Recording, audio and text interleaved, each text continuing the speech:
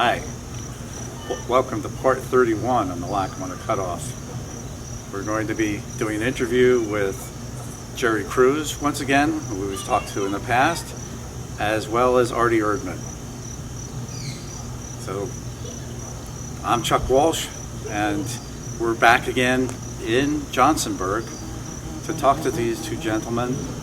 We'll talk about the Cut-Off. We're going to talk about a few things. There's a lot of experience in terms of, we're going to talk about towers, and also we're going to talk about some interesting happenings on the Lackawanna Cut-Off and other places on the railroad as well. So I think I hope you look forward to what should be a very interesting interview with these two gentlemen.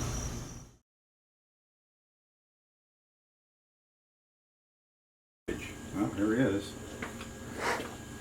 Hi. Come on in. Hey, you're Lackawanna. Your voice sounds familiar. How you doing? Glad to meet you. Hello. Hi, Artie Erdman. Yes, Chuck Walsh. Chuck, I recognize you. We have met before. Hello. Hello, Hi. Larissa. Hi, Laura. Well, Welcome to my famous store. oh, thank you. Nice. I see your Pepsi machine out there. And Breyers. I love Breyers ice cream. Don't carry it anymore. What my problem was, we'd have storms out here. Power would go out for 3 days, and all my ice cream was ruined. Yep. So I said, that what it is. I don't blame you. Just taking a loss all the time. Well, here's a little something for everybody here. It's one of the books I wrote. I signed it for you, so Oh, thank you. maybe it'll be worth something. Thank you. Oh, probably worth something already. Probably have it already. I probably have it already. Oh, do you? Oh, okay. No. That Derico, they were up to no good. I know it. They were in up for the to no money. good. But I wrote that as a joke because Yancey, the publisher, Yeah. there was a news report out in the Midwest about a Derico, a weather front coming in, and I emailed Yancey. I said, hey, there's a Derico coming in from the West, and Thank he you. says, why don't you write a book about it? So I did. But it's the railroad, not the weather front. Right, yeah. Boy, I'm lucky I made it up here. Route 80 is closed in Patterson. They push everybody off onto 46, and then there's an accident on 46. Wow. Oh, man. We were wondering if what were the chances of you getting here exactly on time? Were you either going to beat us here or you're going to be really late because something like that? Yeah. I guess what we do is have seats and start in. I don't know. Okay.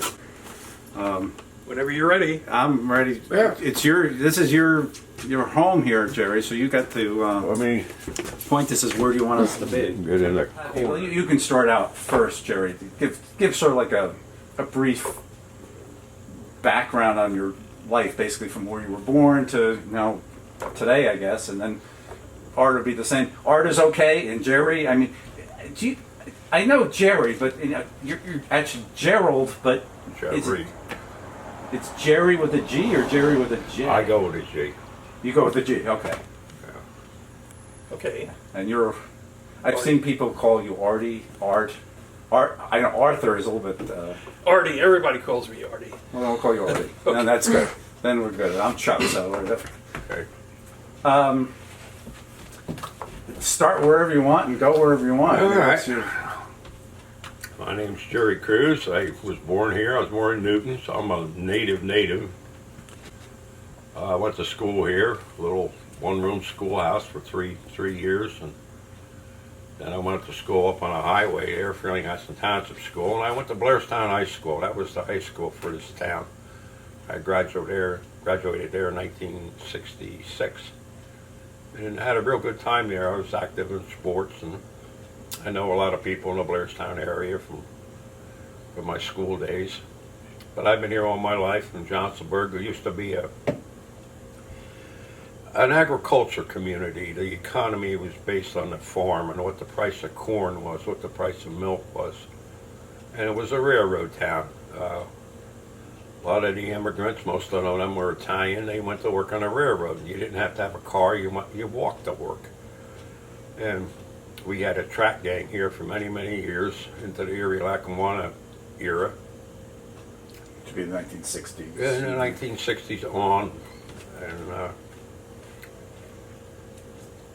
since the railroad was a way of life around here, we got our mail on the railroad. The trains used to stop here, but in the 40s they quit, and then you had to get the train out of Blairstown. But Now the station for Johnsonburg is where it was, the station site, where the station building was at one time, is where, what direction from here? well, you go up here, you make a left on Ramsey Road, you go through the tunnel, you make a left on Course Corner. It was right away on the left. But from here, it's like what, in that direction? I mean, across, could you, It would be north. but it would be like, I don't know, if the trees weren't here, could you see it from here? Not really, because there was a creamery on one side of the Ah, track. but you, okay, so but you could You see could the see the creamery. Oh, you could see the Had- creamery. Had a big, Okay. big smokestack. Okay, because the creamery and the station were, Yeah, the creamery was on across the from east each side. The station was on the west side. West side. There was two tracks through here. 1958, they single tracked it.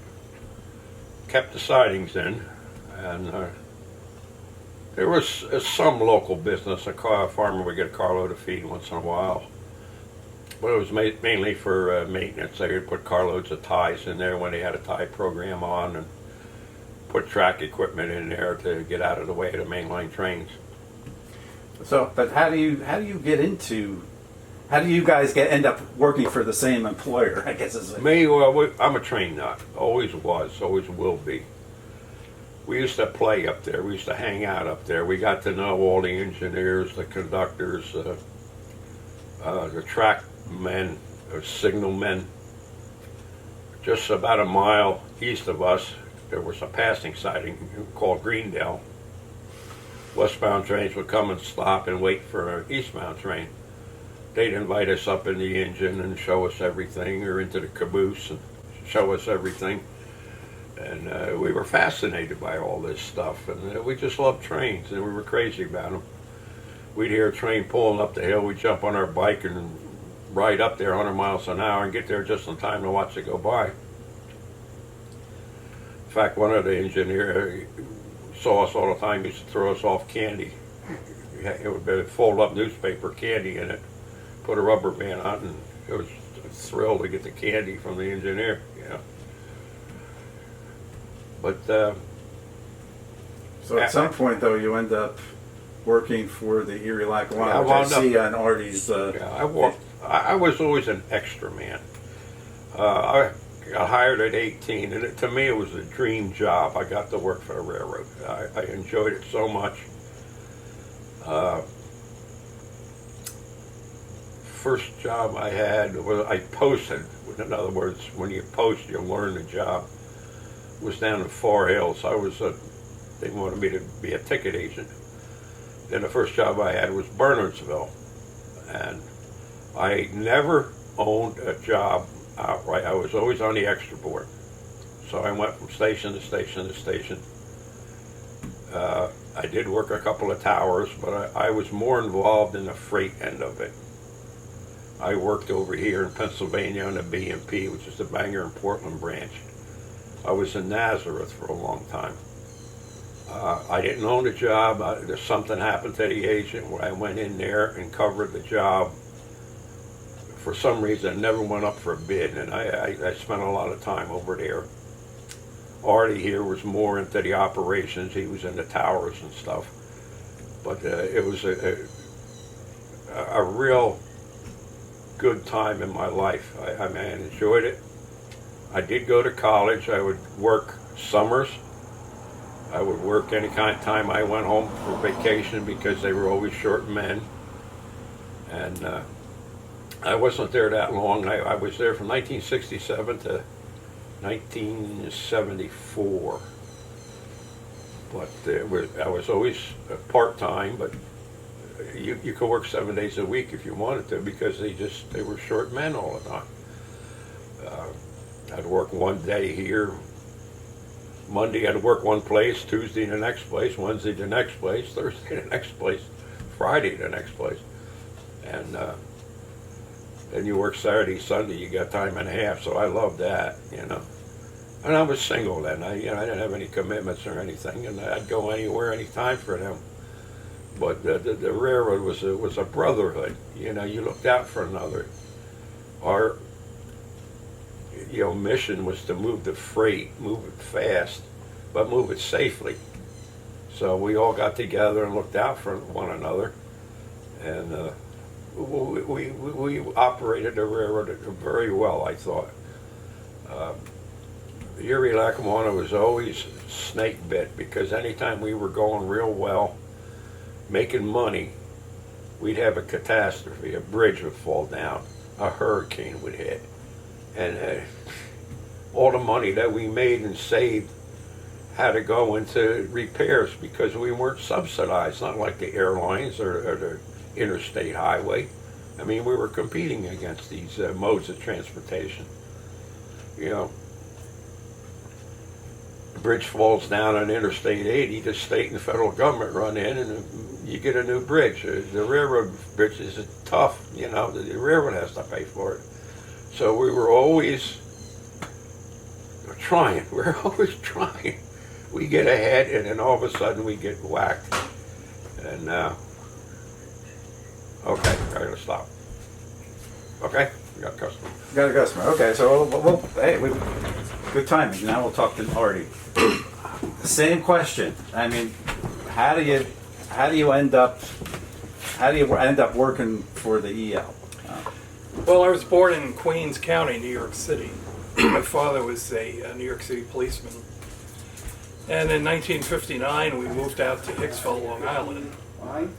And when I graduated from Hicksville High School in 1966, a friend of mine told me that Jersey Central was hiring towermen.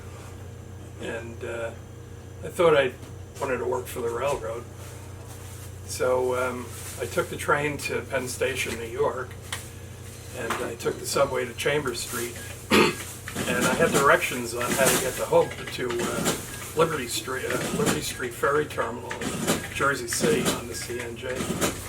So I'm walking down to the river and I see a top of a ferry coming in, and I went over to where he landed. Unfortunately, it was the Erie Lackawanna ferry for Hoboken. I got on that.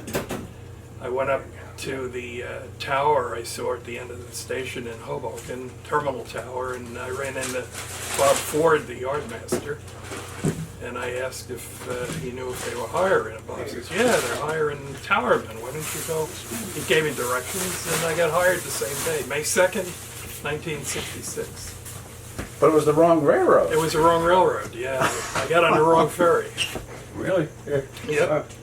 So with that, I mean, if you had not made that mistake, I mean, if you ended up with C&J, then we may not even be talking to you right now. Well, we all became Conrail in 1976. Well, at some point, yes, but the stuff you would have been involved with the Erie Lackawanna, that would have never happened. Yeah. So I started posting the towers. I worked the extra list, like Gerry said, and I really got into it. And by 1968, I was qualified on all 21 towers, and I was accepted into the train dispatcher program in 1969. And I qualified on all 3 districts, and I began working as an extra dispatcher. But working the extra list for the operators and the dispatcher was costing me money, because if you owned a job and you worked as a dispatcher and the hours of service prevented you from working your own job, you got paid for not working your own job. So I bid in second trick at West End Tower in Jersey City, and I got it, the Leverman's job. And then I was working there, and I was working the extra list train dispatcher, mostly as a train dispatcher. Now, what's the difference? Because some of our audience is going to be conversant with the jargon of railroading, and some will not. What's the difference between being in a tower? Well, we're going to talk about what you actually did in the tower versus being a dispatcher. Well, the towermen, which the Lackawanna called their towermen, and the operators, which Erie called their towermen, worked a specific location, usually a junction, where he operated the switches and signals and Manually. Manually, yes. Manually. Now, all of that has been presumably pretty much mechanized some other way. That you have, Yes. That's Yeah. those jobs pretty much have gone away. Do any of those towers exist in operation today? No, I believe there was one tower at Bensonville, Illinois, that was the last tower in America. Or you're not even talking about was that wouldn't have been. No, that was out on Norfolk Southern. Yeah, okay, so different railroad, but Yeah. I mean, but these the towers have gone. all those jobs have gone. All gone. They're centralized traffic control, which is a computerized control machine the train dispatchers operate now. Runs all these individual interlockings by remote control. And we had on Erie Lackawanna, we had two centralized traffic control machines. One on the west end, which was the Erie side, and one on the east end, which was the Boonton branch. And then ultimately, when they realigned the Boonton branch and the main line through Patterson, that was added to the machine. But the west end of the former Erie side was on the CTC machine that the train dispatcher operated. But the train dispatcher had absolute control over train movements. The towermen worked under the train dispatcher's direction. And if they needed an answer to a question or they needed direction, the train dispatcher gave it to the towerman. Mm-hmm. And fortunately, having been qualified and worked all the towers, and by the way, slept in all the towers. Yeah. Don't tell me about it. Being a dispatcher came easy because I just had to fill in what was between the towers. So then I became an extra dispatcher, and then in early 1972, just before Hurricane Agnes, Herman Willem, the second trick East End dispatcher, passed away. And I've been on... Second trick, of course, would be like the second shift in a sense. Right, 3:30 to 11:30. Right, okay. And I bid in Herman's job, and I got that. And then in between, I qualified on the chief train dispatcher's position and the assistant chief's position, and I was qualified. I worked everywhere. Now, the 21 towers, were they all within the state of New Jersey, or were they? Yes, they were all on New York Division, all the towers east of the Delaware River. Okay. And that's Erie and the Lackawanna side. So you would have done Port Morris at one point. Oh, I worked many times at Port Morris. No, you did too, right? Yeah, I worked Port Morris in Dover. But you guys never met before today. No, I know his name from a roster or, betting your job or something, but his name was always around, on something. But we never crossed paths. I worked a lot of stations on the Erie, but it was always a ticket agent job. Hillsdale, Hocus, Ramsey. He was in the towers. He was more in the operations of the railroad. I was in the freight and in the ticket sales. Most of my time was in a station without passenger service. I was a freight agent. Okay. And I enjoyed that very much because it was phone ringing all the time, cars coming in, cars going out. I was very good at billing cars and getting them on the right trains and getting them out quick. Like I said, we wanted to move the freight and do it quickly, but do it safely too. I mean, anytime you got in trouble, you just, it was for safety reasons. There's nothing they could do.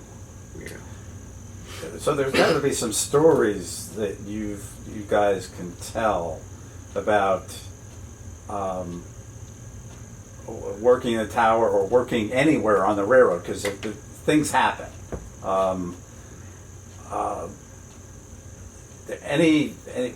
We can start with Port Morris Tower, because we're talking. These are about these videos are about the cutoff, but they're not necessarily exclusively about the Lackawanna Cut-Off. But what the heck? That's one place to start. Any stories out of there that you? Well, Port Morris Tower, I wasn't there that long, like I said, but the times I was there, you could sit there for 8 hours and not do a thing. It was very quiet, especially at night. For a while there was only 2 trains a day, freight trains over the cutoff. There was CS9, SC8, and then you had a local out of Dover that would come and switch the yard. But then there was time there when it was utter chaos, especially late in the 70s when they rerouted the mainline trains off the Erie to the Lackawanna. And you just ran out of track space because of the trains coming in. There was one right after the other.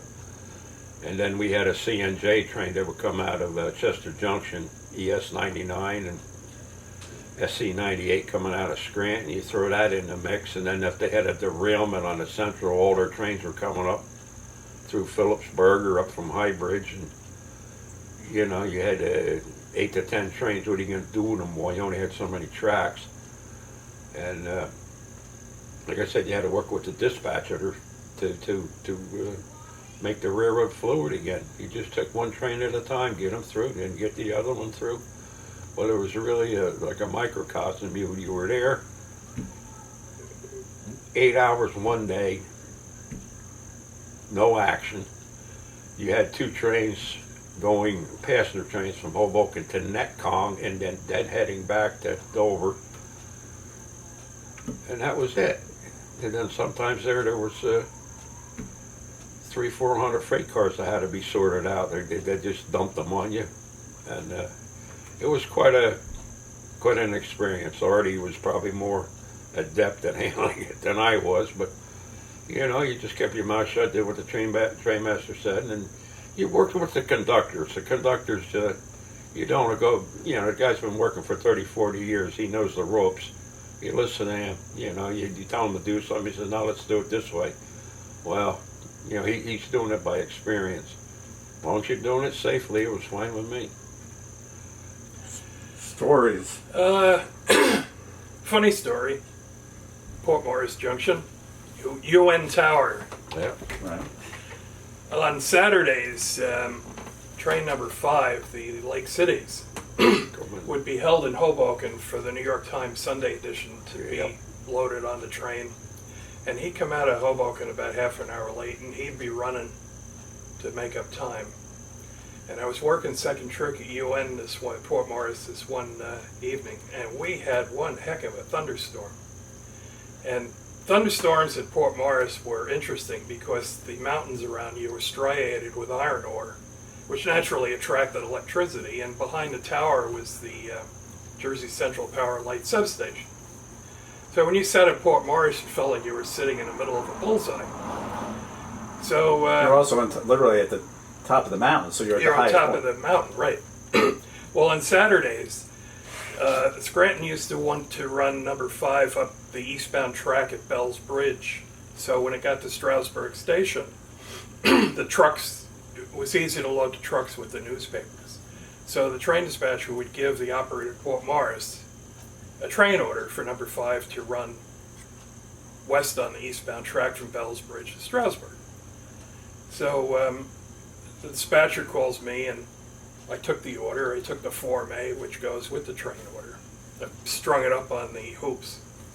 Now this thunderstorm is roaring away, and Andy Barbera was the engineer on number 5 that night. I remember Andy. And he calls me on the radio at Chester Junction. I said, Andy, I got train orders for you. He said, okay. So I go out, and I'm standing on the platform with this train order stick, hold it up, and there's lightning hitting everything higher than 10 feet tall around me. Finally, Andy comes around the curve, and he grabs the train order, and I'm soaking wet. The conductor, Freddie Roberts, was the conductor. He grabs the train order, and I run in the tower. And boy, I thought I was going to get it that night. So the train order is a piece of paper with... Yes. Yeah, it's a sort of paper. I forget what kind they call it. Flimsy, we They used to call call it But flimsy. if it got wet, it must be like it could like shred or something like that. No, they survived They- water. they survived the water. I don't know what Yeah. they were made of. It looked like parchment, but it was real thin, Yeah. and the ink never ran. I mean, Right. it got soaking wet, but whoever Which would be invented good, this, because I imagine that those things got wet from time to time. But Yeah. yeah. you needed a train order, Form 19, you needed a Form A. You know, you gave it to the engineer, and you gave it to the conductor. They would stick their arm out and grab it. It was on a rope, on a string. Looked like a fork. It was a And this fork with a thing. string on it, Okay. and you put your arm through it and you just pull it right out. Well, Andy Barbera was I know he was the engineer, I guess famous for being the engineer on the last Phoebe Snow, at least the first section of it. I know and reading all your stories on Facebook. Oh, you've been reading? Yeah, Oh, good. I read them religiously. And there's a story in there about some very strange things happening, which involve, where Andy reports them on the Cut-Off. I don't know if you were... On number 10, coming east on number 10, the New York Mail. Yes. Yeah. Port Morris was, at night, strange things would happen occasionally, like you'd see balls of light down the track. Yeah. You would see lights on the end of the track, like somebody carrying a lantern across the track. You saw them? Or did you Yeah. hear? Really? What they were, I've never heard of this. I never knew what it was. Sort of like the whole story that I got Go ahead. was like in Chester Junction, where the CNJ was. There was a conductor that had an accident where he got ran over by the train, and he lost his arm. The hookerman. Hooker. Yeah, the hookerman. The hooker man. That was down at Not Right, I think, over in it'll be like Mount Olive, Flanders, yeah. down there. And but I never heard of anything going on at Port Morris. But it was. So what the ghost coming back? He was carrying a lantern, looking for his arm. So what did these things look like? I'm curious. Just like a UFO. Yeah. They were like incandescent. There was ball-like. It was Ball, right. Now the Andy Barbera story, the way if my recollection is correct, involved with all sorts of strange things happening, like with the signal system, and they saw something down like in Greendale, so it wasn't even just Port Morris. It was like something was following them, or no. What happened was number 15 went west, and number 10 would come east after they cleared. And yeah, they were mail trains. yeah, and 15 also took New York State prisoners to Elmira. Oh yeah, that's interesting. Okay. Yeah. But the operator of Port Morris, I won't say who it was, started getting indications on the cutoff. The light would light to indicate a train, and it would go out. And number 10 is coming east, and he's coming to Johnsonburg, out here. And he called Port Morris on the radio, and he says, "You got a train coming west." And there was nothing else around. He said, "No, well, I see a light in front of me." So he's coming east, and he's going at a good clip. And whatever this thing was staying ahead of him, and then it disappeared by the tunnel. And the operators, Roosevelt Tunnel, yeah. the Roosevelt Tunnel, and then when number 10 came through the tunnel, this thing went north and it disappeared. What year are we talking about roughly? Late 60s. Late 60s. Yeah. Okay. Huh. Now, are there any? Was that an isolated thing? No. No, really? SE98, ES99, I was talking to, he's seen them, same lights on it. And he's also running over the Highbridge branch from Highbridge to Chester Junction. He's seen that on the CNJ too. Which is the hookerman, the Flanders thing and Not Right, I think. Yeah. It's also, yeah. Which I understand, the way I understand it, I've never seen it personally, but apparently they're old employee timetables which used to have a note, sort of a warning down there for the CNJ, if any kind of light or anything at Not Right, do not stop.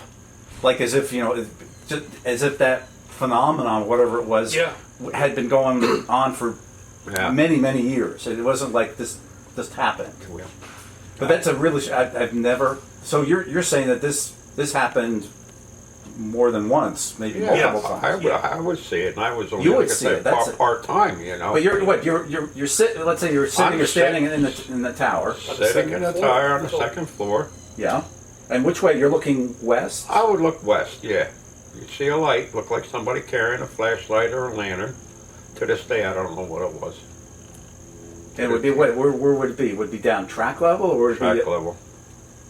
Really? And the railroad's on a fill out there too. I mean, it isn't accessible to people taking a stroll. I mean, it was. But this was definitely not like a flashlight. It was. It looked like a lantern. It was a dim light. Really? You looked at it long enough, it would move. It would waver, and then disappear. What it was, I don't know. To this day, I couldn't tell you what it was. And everybody that worked Port Morris Tower has seen it. I mean, I worked with other extra men, and we shared stories about the strange lights out there. Well, you got Really? Yeah. You got the meat to add to your list, you know. I sort of like, what they were, we don't know. Wow. Spooks, ghosts, I don't know. Or, you know, I've heard this explained that, and you're talking about the iron. I don't know if under certain circumstances it's possible that the iron deposits actually do create some kind of electrical charge, but I don't know if that's really the right word for it, but where you get some kind of visual phenomenon. Well, I heard it was a combination of possibly the iron ore and the swamp gas creating these things. Okay. I don't know. So it wasn't necessarily like a UFO, because I mean that's the, you know. Except the thing Andy Barbera saw. That was strange. So he now it was his different in a sense that from what. Well, the difference was it was so bright he thought it was the headlight of a train coming to Greendale. Oh, okay. And it actually, the way, and it didn't make any sound, I think if I remember No. right. So there was no sound. It was way ahead, And it- far ahead of him. And then but did the towerman at Port Morris also see that? Or was Andy the only one who actually... No, he witnessed? saw it when it came east of Roseville Tunnel, and it came, as a curve. When you leave Port Morris, you head north, and then you head Okay. west to the tunnel. And this thing apparently was following the railroad, and the operator at UN saw it, and then it went north. He saw it go north, Huh. and then that would be east then. Yeah, okay. So that's interesting that, so there are multiple witnesses. So I really thought this was an isolated thing, but what you're saying is this happened, let's say on a regular basis. I don't know how often you might have seen Not it. often, but you know, Yeah, once in a yeah. That's everybody say there was nothing out there, but no, there was something out there. We don't know what it was. Swamp gas would be my guess, but interesting. just the way the humidity and the weather was. Yeah, the natural phenomenon. That's the way I look at it. So what about, that's Port Morris. Stories from any of the other towers, for example. Now, I know you qualified at Denville, but you didn't actually. I never worked there. You I never worked qualified there. How did that process work with qualification? Because how did they quote unquote qualify you to be a towerman? I mean, what was the? You went there for approximately 5 days. You sat for 8 hours with the regular man who was qualified, and you learned your machine. The switches and the signals. Some of which would have been, depending on how many tracks and how complicated, let's say we'll call it the interlocking. Summit was a nut house. Right, and the number of trains it could was pretty regular. Could be a lot more difficult. Trains were scheduled. You kind of had a routine that you followed. But you stayed in the tower for 5 days. You looked at everything. You asked all kind of questions. Watched how the guy operated. And most of the guys were good teaching you. They would tell you, okay, when this happens, you do this. When that happens, you do that. But are you actually doing it? Or in other words, are you just watching, or For actually? the first couple of days you watch. Then the guy will put you on a machine Okay. and watch how you work. And what is it up to him to decide whether you're He would qualified? call a train master. A train master would come. It was like a boss, I guess. The boss, the train Yeah. master was my superior.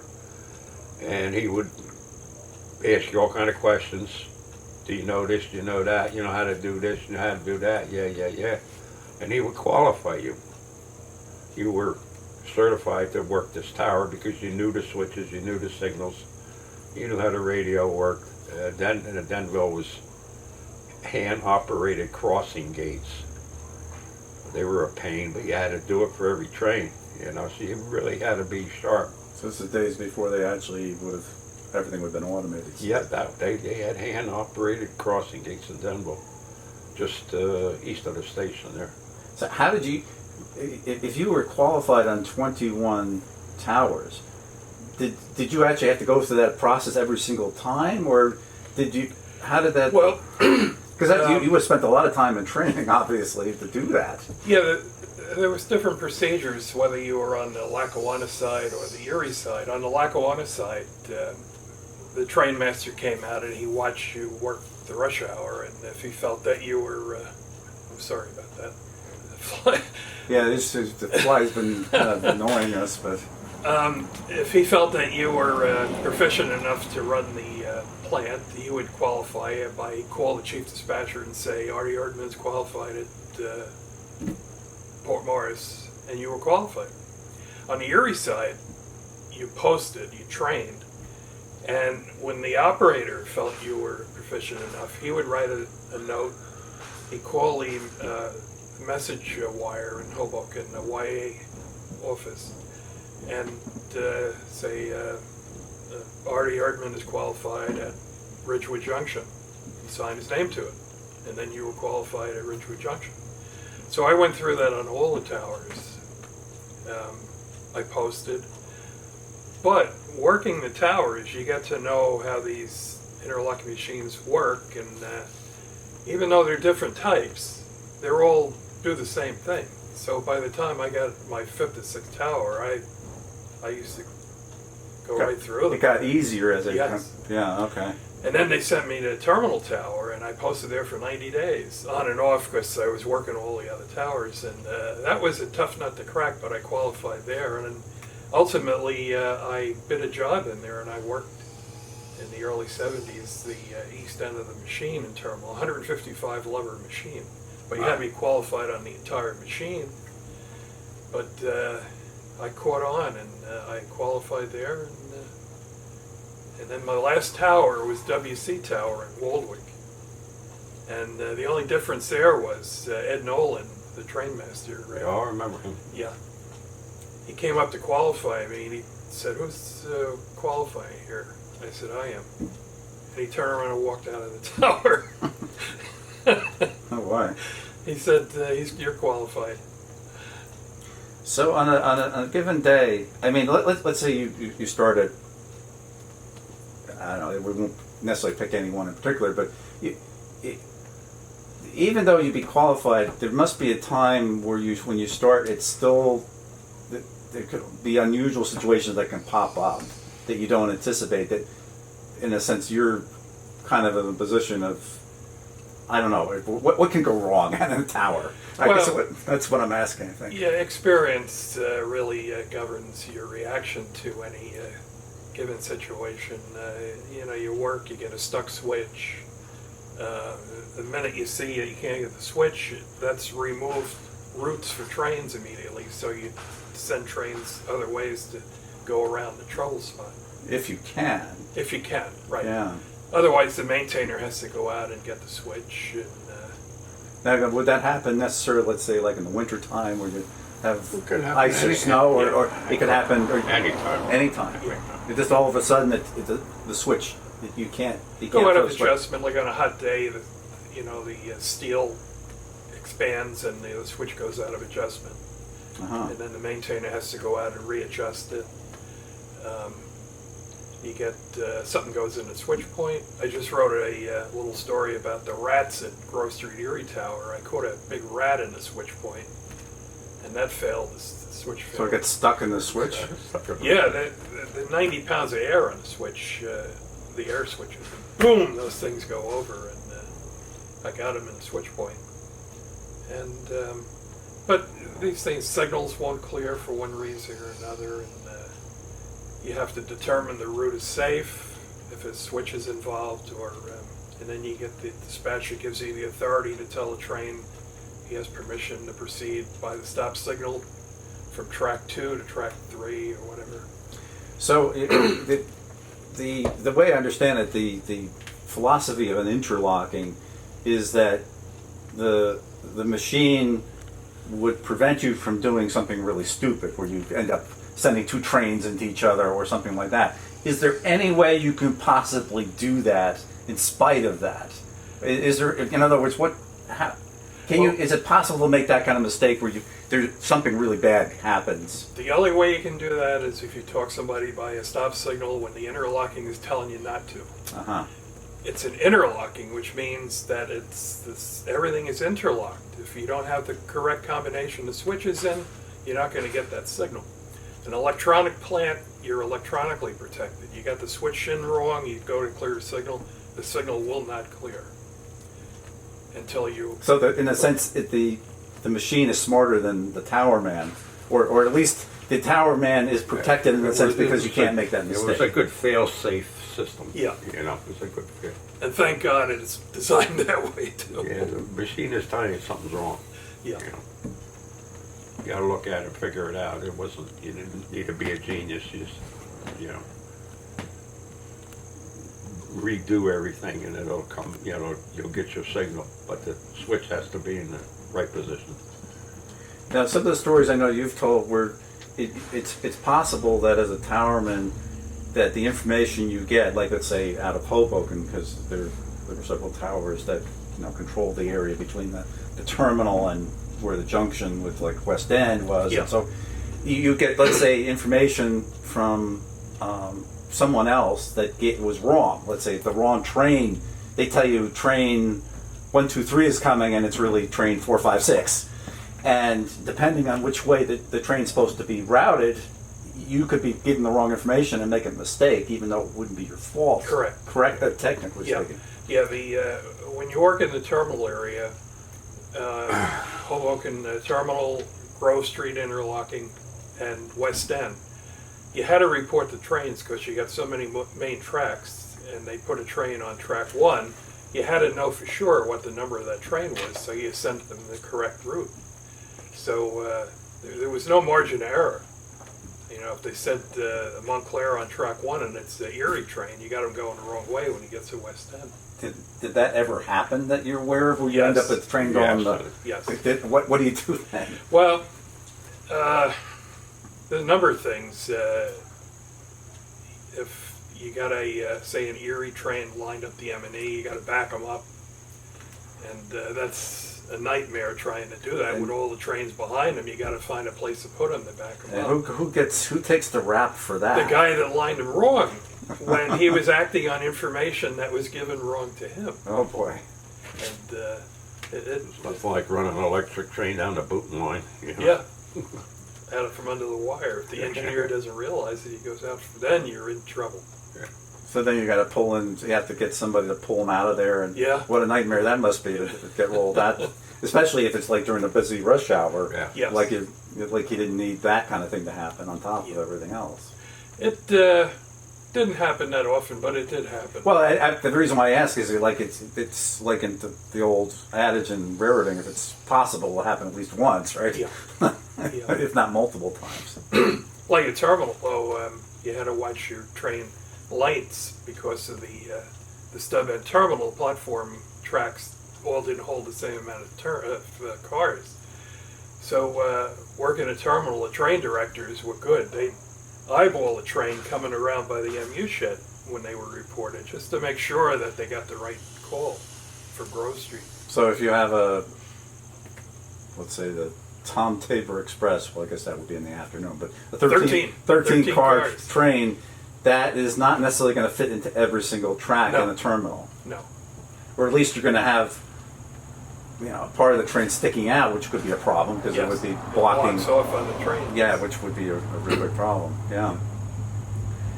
The 58 runaway. We've talked about this when we did Larissa and I were here to do an episode on Johnsonburg, and we stopped by here, and I had met Gerry back in the late 80s, and I was just going to stop in here and to see if you had any information. I remember I wouldn't even want to talk about the 58 runway because I didn't know you had even witnessed it, but I came in and we started talking. That's back in the 80s, and I figured when we started doing this series, I think it was in 2006. We said, well, why don't we see if Gerry is still here? And we stopped by, and we ended up doing an interview with Gerry, during which I found out that you were a witness to the 1958 runaway from Port Morris. Now, the 58 runaway, and there's been, I'll say, investigations into this, but you're the only living person who actually saw it. There are people who have talked about it and have written about it, but you're the only person who actually is around to say that you actually saw it. Now, just to give the audience just a real Cliff Notes version of what happens, there's a string of cement cars that are sitting at Port Morris, right near the tower, which is a relatively flat area, and it's up on top of the mountain. And whatever happens, somehow they start moving away. Whether they were pushed, what happens, they're different versions of the story, it doesn't matter. They start moving. And they start going down, which would be track 2, which would be the eastbound main, which in those days there were 2 tracks. Yeah. Still 2 tracks. That'll be track 2. They head west. They're heading towards Greendale, and there's a train NE4 which is coming eastbound. There are various versions of the story of what happens next, but basically somehow the engineer of that train sees that somehow by signal indication that he better get off onto the siding there. He may have actually seen the string coming at him. It's possible because it's a long straightaway there. There's a caboose and then, I don't know, 10 some odd cement cars behind it, coming, doing probably 50, 60 miles an hour at that point. He gets the train off into the siding, except that the rear end of the string that's running away hits the marker on the caboose, hits the marker on the caboose of the train going into the siding. And apparently the story goes is that basically there's little damage except for the markers, the lights get smashed or something like that. The train continues, goes up a little bit of a hill into Johnsonburg, and that's where it comes to you, and you can tell the story from there. Well, there's not much to tell. I was 10 years old at the time, and I was in the creamery, because we used to hang out by the station and by the creamery. A lot of the people that worked in the creamery from town, we were fascinated with the machinery. I was in the boiler room, which was ground level, talking to the boiler man. His name was Landis Huff, Huff. And there was a big door that faced the railroad track. All of a sudden, whoosh, something went west. I don't know what it was. It went so fast. I saw a caboose, and I saw these cement cars, no engine. I said, what the heck is this, I didn't think anything of a runaway. I mean, I was only 10 years old. And then, 5 minutes later, there was an engine going very fast trying to catch this thing. I believe it an RS3 in the 900 series. And like I said, the first I heard was the whoosh. And then I looked out and it disappeared to the west. And then what it was a runaway that upset in the water gap. And those cars are still in the river down there. If you look real good, you can see the cement cars with the cement in them. It's still there. I was in here, I guess a month or so ago, and I asked you a question. If you remember, if the RS3 was on the same track as the runaway. The reason why I asked that question because there's different versions of what happens or who chases or what chases this string, this runaway string. Pretty sure it was an RS3. Yeah, and there was an RS3 that was stationed at Port Morris. Yeah, it was the yard switcher. So it certainly is it's quite possible. I mean, the other version which has been told, which I am highly skeptical, especially since you saw the engine pass, was that the freight HB7, I believe it was stopped at Port Morris Tower on track 1, and that they cut off the engines from that and had them chase, which doesn't make any sense because those engines would have ended up on track 1, whereas the runaway was on track 2. Correct. How would they have ever? I mean, you wouldn't think about chasing on an adjacent track. Well, that HB7 probably had 3 or 4 F3s or F7s coupled together. I saw one engine. Yeah, and To me, it was an RS. Even at 10 years if it was an old, RS3, it was an RS3 because you can't confuse the two. Yeah. And the thing is that all those engines, all those freight engines, were geared for 65 miles an hour. So the chances of them catching a string that was going probably, they said it might have been hitting 80 miles an hour at one point. There was no way they were going to catch that. Yeah, those F3 would never catch that. I mean, the only thing you could do, if you're on the same track, maybe if you did catch up to it, you would couple on and then... They're geared for lugging, not for speed. Yeah. Those F3s and F7s. Well, there's one complication, though, with chasing it. From what I was told, the reason these cars got started going was that previously they had bled the air off the cars, which releases the brakes. Yeah. And when the yard engine tried to couple up to them, the pin wouldn't drop. So the coupler wasn't making up. So every time he hit to couple up, he pushed the cars a little more, and eventually they just kept going. And if HB1 was, as I recall, you couldn't get from track 1 to track 2 west of Port Morris to chase it. You'd have to go west, and you wouldn't have been able to get on track 2. The crossovers all went the other way.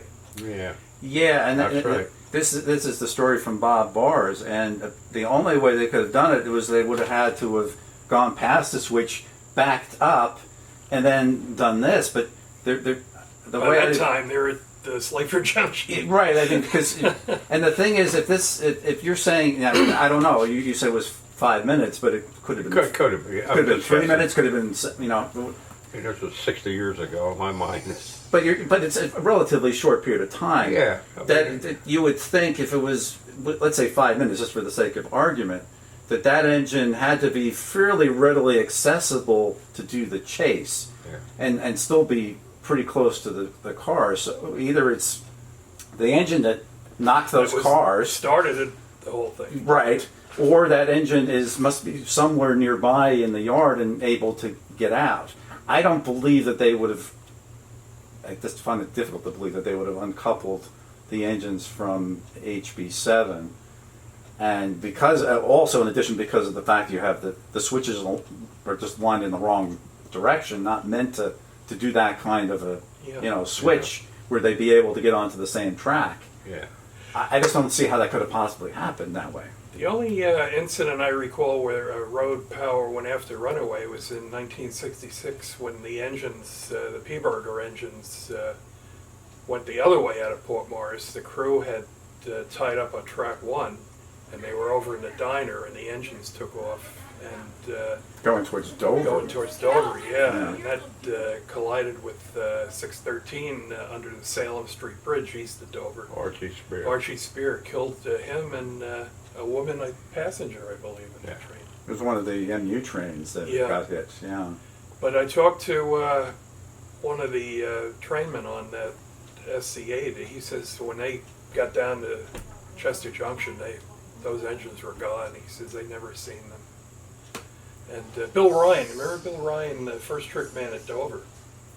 Now, those were engines now. We're not talking about cars. Those were actually engines. These are engines. Engines, yeah, 2 engines. 2 engines, and 902, and I forget what the other one. 902 was an RS3. And a Jeep too, and wasn't a Jeep, it? yeah. A GP7. A GP7 RS2. I forgot the name, but the number 902. They scrapped it. It was so bad. Yeah, the MU held up better than the diesel. Yeah.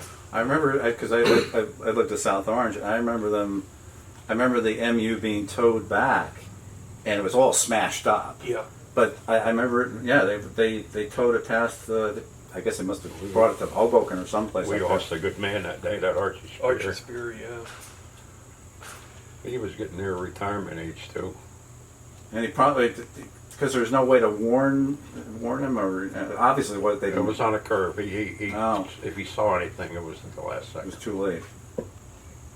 Yeah, Bill Ryan told me that he happened to look up at the board because you hear the relay click when the light lights the indication on the board, and he looked up and he said it was a couple of seconds later these engines just went flying by the tower. And then he watched them, and he says when they got under the Salem Street Bridge and collided with 613, they went up and hit the bottom of the bridge and came down, and He said it was frightening, the whole incident. He was shaken. And Bill is an old timer. He's seen a lot, and he was shaken over that. Terrible. Wow, those are the scary things about working on a railroad, because that's something that there's really nothing under those circumstances, nothing they could have done. No, when a piece of equipment gets away, it's gone. I mean, unless you have an engine right nearby, it's going to hit something, and bad things are going to happen. Wow. And from Johnsonburg here down to the Delaware River is all downhill. Once those cement cars passed Johnsonburg, There was nothing you nobody's going to catch them. Yeah, they followed the paper train into the river. Yeah. In 1949, I think it was, engineer in Getty went off in the Delaware, same curve. Yeah, that curve has gotten, Curve a is couple of tight. trains have ended up in the water there because of the sharpness of the curve. Yeah. It's a very sharp curve, and the track has to be just perfectly elevated. One rail has to be higher than the other. But even so, if you're going twice the posted speed limit, your chances are you're not going to make the Not curve. gonna make it. You're not gonna make it. Now that's where this with the positive train control comes in. Now I don't know if when did you retire from the railroad? I retired a month before 9/11. Okay, so that's 2001. Yeah, it was August 1st, 2001, and I went from the railroad to the Federal Railroad Administration. I was appointed inspector for the Long Island Railroad, and I was going. My boss in Cambridge, Massachusetts, had asked me to go to Hoboken to meet with the president of the NORAC, Northeast Rail Operating Rules Advisory Committee, in reference to the differences between the NORAC operating rules and other rules as far as interpreting signal indications and applying the signal indication. There were some differences that we were concerned with. And I was coming to Hoboken, and somebody on the train said the World Trade Center's on fire. I was on train 1400, we were coming out of the tunnel, and I see the black hole at the top of the World Trade Center, Tower 1, and the smoke is coming out. So I went up. Ironically, we had the meeting in my old office. I was head of rules for NJ Transit. And while we're in the office looking at this thing, this jet, like a dart, came across the Hudson River, went into the second tower. And there was a hesitation, and a big orange ball came out of the other side. And it was just unreal. I'll never forget it. Pennsylvania, Shanksburg, where they hit they tried to rescue the plane, but they couldn't do it. And then we had our meeting, but we couldn't concentrate. There was so much going on. And then they evacuated Manhattan, and they were bringing people over to Hoboken in the ferry boats and tugboats loaded with people. And they had a triage set up in the bus terminal. If you're familiar with Hoboken, on the north side is the bus terminal. Mm-hmm. And they were bringing, and I can remember one guy was just white with the dust he got. When the buildings came down, he got showered. He was standing there smoking a cigarette. And there was people, women were coming over, their feet were bloody. They had lost their shoes and they were running through the broken glass. It was like a war zone out there. And then I went into the general manager's office, the general superintendent's office, and I says, hey, can I help you? I'm here. I'll do whatever you want me to do. So they sent me up to the train dispatcher's office, and I helped them answer phones. And then the police came in and said, everybody out, there's a bomb in the PATH station. So the dispatchers, I said, this place, he says, everybody out. So everybody left out, and I said to the other manager with me, now I'm working for the FRA, I'm not working for transit. I said, I'm staying, I don't care. If somebody calls in trouble, there'll be nobody here to help them.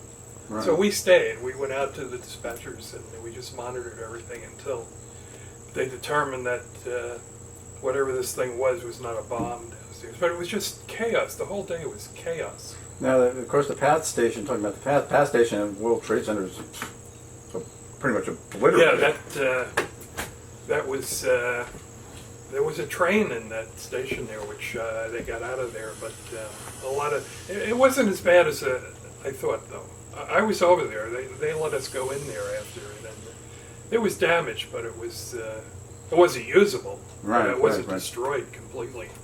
And then we were over there when they got everything cleaned out, and they were putting they had these things that they drilled into the wall, filled with concrete, because they were afraid the river was going to collapse the foundation that was left from the towers, and the Hudson River would have went into those the foundations of the World Trade Center, and they were putting those things in to brace the wall. Hmm. But that was a day to remember, boy, oh boy. Did you actually see the towers come down, or were you I felt them. I saw Oh, them you and felt felt- them. I was standing out on track 15, on the east end of 15. We were watching, and the first tower came down, and you could feel it through the ground, the rumbling. It was like you could sense it, but you couldn't. It wasn't violent, but you could feel it.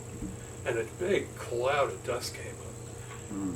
And then the second tower came down. I was upstairs when that one came down, but I saw the first tower, the tower number 2, come down. And boy, what a nightmare. Yeah. Yeah, that's something that anybody would have witnessed, or anyone who was alive at the time would never forget. I know. I was keeping my boss, and he was keeping Washington advised, and I was giving him a blow-by-blow on my cell phone because the phones weren't working. The switching equipment that was at the World Trade Center, it was destroyed, and a lot of the phone service in the metropolitan area was out because the equipment that was left working couldn't handle all the calls. So my cell phone was working. Now I was calling Cambridge on my cell phone, telling. Yeah, the strange thing about September 11th, 2001 is that when I heard that a plane had gone into the first tower, and I remember that morning very distinctly coming into work, because I worked in Wayne at the time, and it was crystal clear. It was almost like a day like today. You're crystal right. clear. It was a beautiful day. And it was like, how could it, because I had a neighbor, my next door neighbor, told the story later. She was working in New York in 1944, I think it would have been, when a plane hit the Empire State Building. Oh, the But- B-25. but Yeah, that- in the fog. In the fog, Yeah. though. And she said she was working in a building several blocks away, and she felt it when that plane hit. Yeah. Yeah. But that was a totally different situation. I mean, on a crystal clear day, you think, how could that possibly happen? Well, obviously, when I heard the second plane, oh, okay, This is now we know what's going on. Yeah. For a personal note, we were back in the office after the buildings had collapsed, and it was just a big cloud of debris down here. And all of a sudden, we heard jet engines. And I thought whatever was doing this was going after another building. And I looked out, and it was 2 Navy jet fighters went south on the Hudson River, right over us. And what a relief that was to see those American Navy jets flying over. And it wasn't another suicide plane. Well, they were flying in from different directions. When I went back home that same day, because it was like everybody left, where I was working. It was Oh, like sure. Nobody. Nobody knew what was happening. Well, no, but it was like, how can you work under those circumstances? So it's like you just go home. There's even stories with getting the kids from out of the school. Oh, yeah. And all sorts of, there could be some very tragic stories that would come out of that in different places. But I remember going home, and we live about 10 miles west of here, and the jets were coming like through the Delaware Water Gap. I mean, Yeah. they're flying. I don't even know if it mattered whether they were, subsonic or supersonic. I don't know. They were just, I remember this. Never seen it before. Never since. That day was just, anybody. Terrible. It was a terrible day. I was right here. Or yeah. Right here, but I wish I stayed on the railroad. I had to quit though. My father was sick. He had cancer, and Downing, R.L. Downing, superintendent. Oh, I know him well. He promoted me with Conrail when he was assistant general manager. He wanted me to go to Cleveland. Yeah. Promoted me. I had to turn it down because my father was sick. And then my brother, he was in the police academy. My sister, she was getting married. And we had this place. We were much, much busier back then because, you know, there were no Wawa stores or Quick Checks around here or 7-Elevens. No such thing as Walmart. I mean, we were like the center of the community here. We used to run the store with 6 people, now we're down to 1. But anyway, I had to give up the railroad, and I always regretted it. And to this day, I wish I'd stayed longer. And who would have known what would happen if I accepted the promotion to Cleveland? Because this was 1973, and then Conrail came in '76, and everybody, you know, got reassigned. You know, they closed a lot of offices and did away with a lot of executives, and who knows? It's something I always ponder, you know. But you know, I could have been living in Ohio for the rest of my life. But like I said, my father was ill. My mother needed help.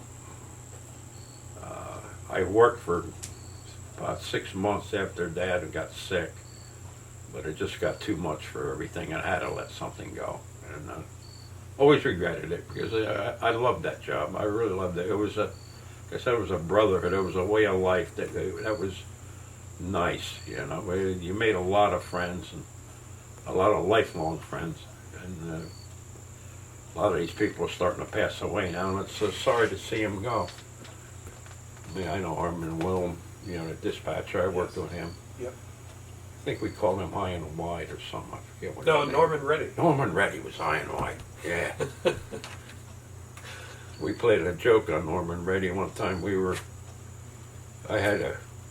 Being worked for the railroad, we had a switch key, and we were down to Lyons on the P&D on the Gladstone branch. We stopped the car, we got out, we got on a phone booth there. We said, this is engine number 1275, we're on Lyons siding, where do you want us to go? What? He says. And we put the phone down, ran out of there, but we made pretend we were a light engine on Lyons passing siding. I don't know whatever happened there. Good thing I didn't get caught, they would have fired me. Played a joke on him. Herman Reddy, High and Wide. Yep. Good big boy he was. So you were with the FRA. That's interesting. I mean, how long did you work for the FRA? I worked for the FRA for 8 years, and I had to retire because I went blind in my left eye. I only got one eye. Blind in one eye, can't see out of the other. But I had to retire from the FRA. I'd still be working for them, maybe. Who knows? Mm-hmm. But I had the Long Island Railroad, and then you couldn't go back to your own railroad for 3 years. So a job came up for the freight railroads, which took in from Selkirk on I don't know if it was CSX then, or I think it was CSX. Conrail had been broken up, to West Trenton, and I had from New Haven to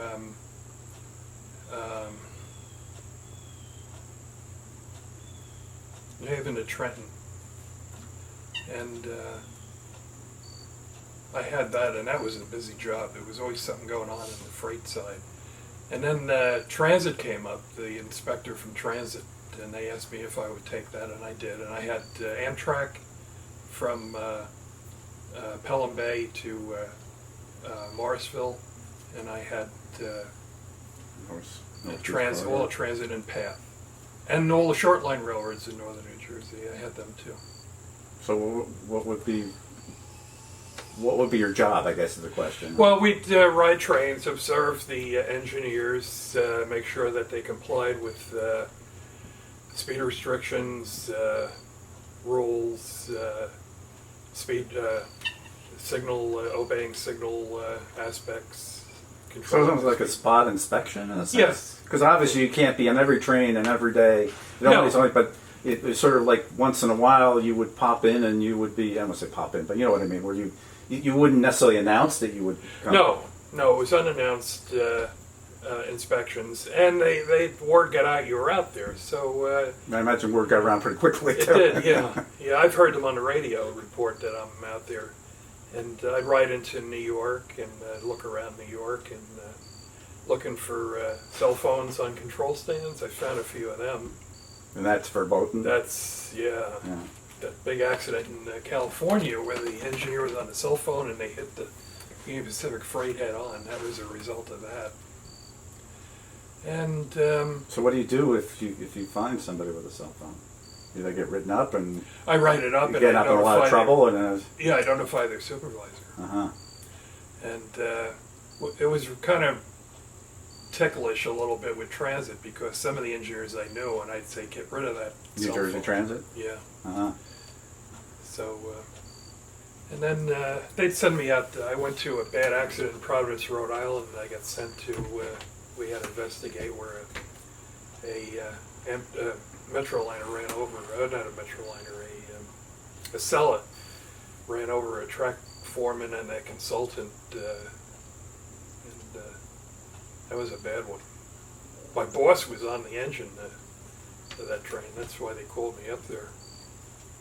Was that a situation where I mean, it wasn't the engineer's fault, but No, but why are there two men on the track? they had taken the track.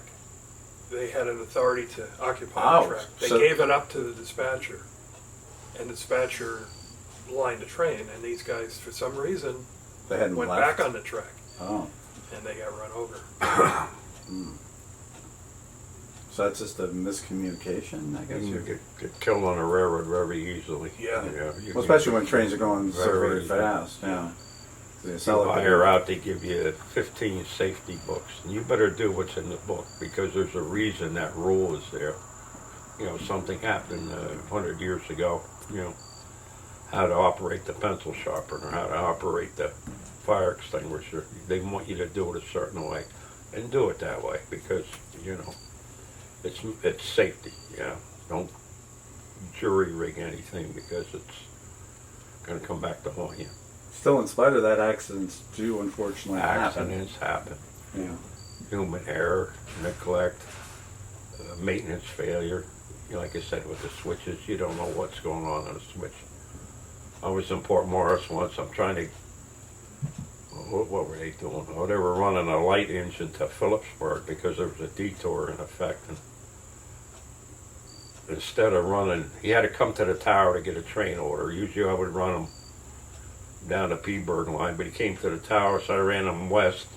I wanted him to go on the Y into the yard and out on the Peaburg Main, but once he ran west, I couldn't get the switch to get him to go on the Y. Just didn't work. You can't give him a signal because you don't have the switch. Then we had no radio that time. I had to get out there with a fusee and twirl it around, get him to back up. Boy, he was mad as hell because he wanted to get going. But there was no communication. I was a young employee. So you didn't have a radio that you could. The radio wasn't working. Yeah. And finally I got him to back up and they sent him, down to Peaburg back the other way. But you call a maintainer, I know something went wrong with the switch, you don't know. You gotta use your head, even just walking around, walking across the track. Look left, look right, look left, listen, then go across, be very, very careful. I mean, if you're working for the railroad 2 years or 32 years, be careful, Well, I think everybody Use your head, don't do nothing stupid, if they actually were on the tracks, because your jobs weren't necessarily to be down there on the tracks. No. But I think from some of the guys I've talked to over the years, it seems like everybody has at least one close call. There's always the law of average. You work enough years, there's going to be a close call that just happens just because law of averages. In a sense, you hope that nothing bad happens, but it's the No. I've had more than one. You've had more than I'm one? lucky I'm sitting here. Really? A couple of times, boy, oh boy, and it was stupidity on my part. You got to be careful. Yeah. It's a I scary place. know quite a few people got killed on the railroad. Yeah. Yeah. Engineers, trackmen, brakemen. Yeah. Rip Thomas, remember at Port Morris? Rip. Thomas, he was riding we had 100 hopper cars they took out of Portland, out of the Metropolitan Edison plant.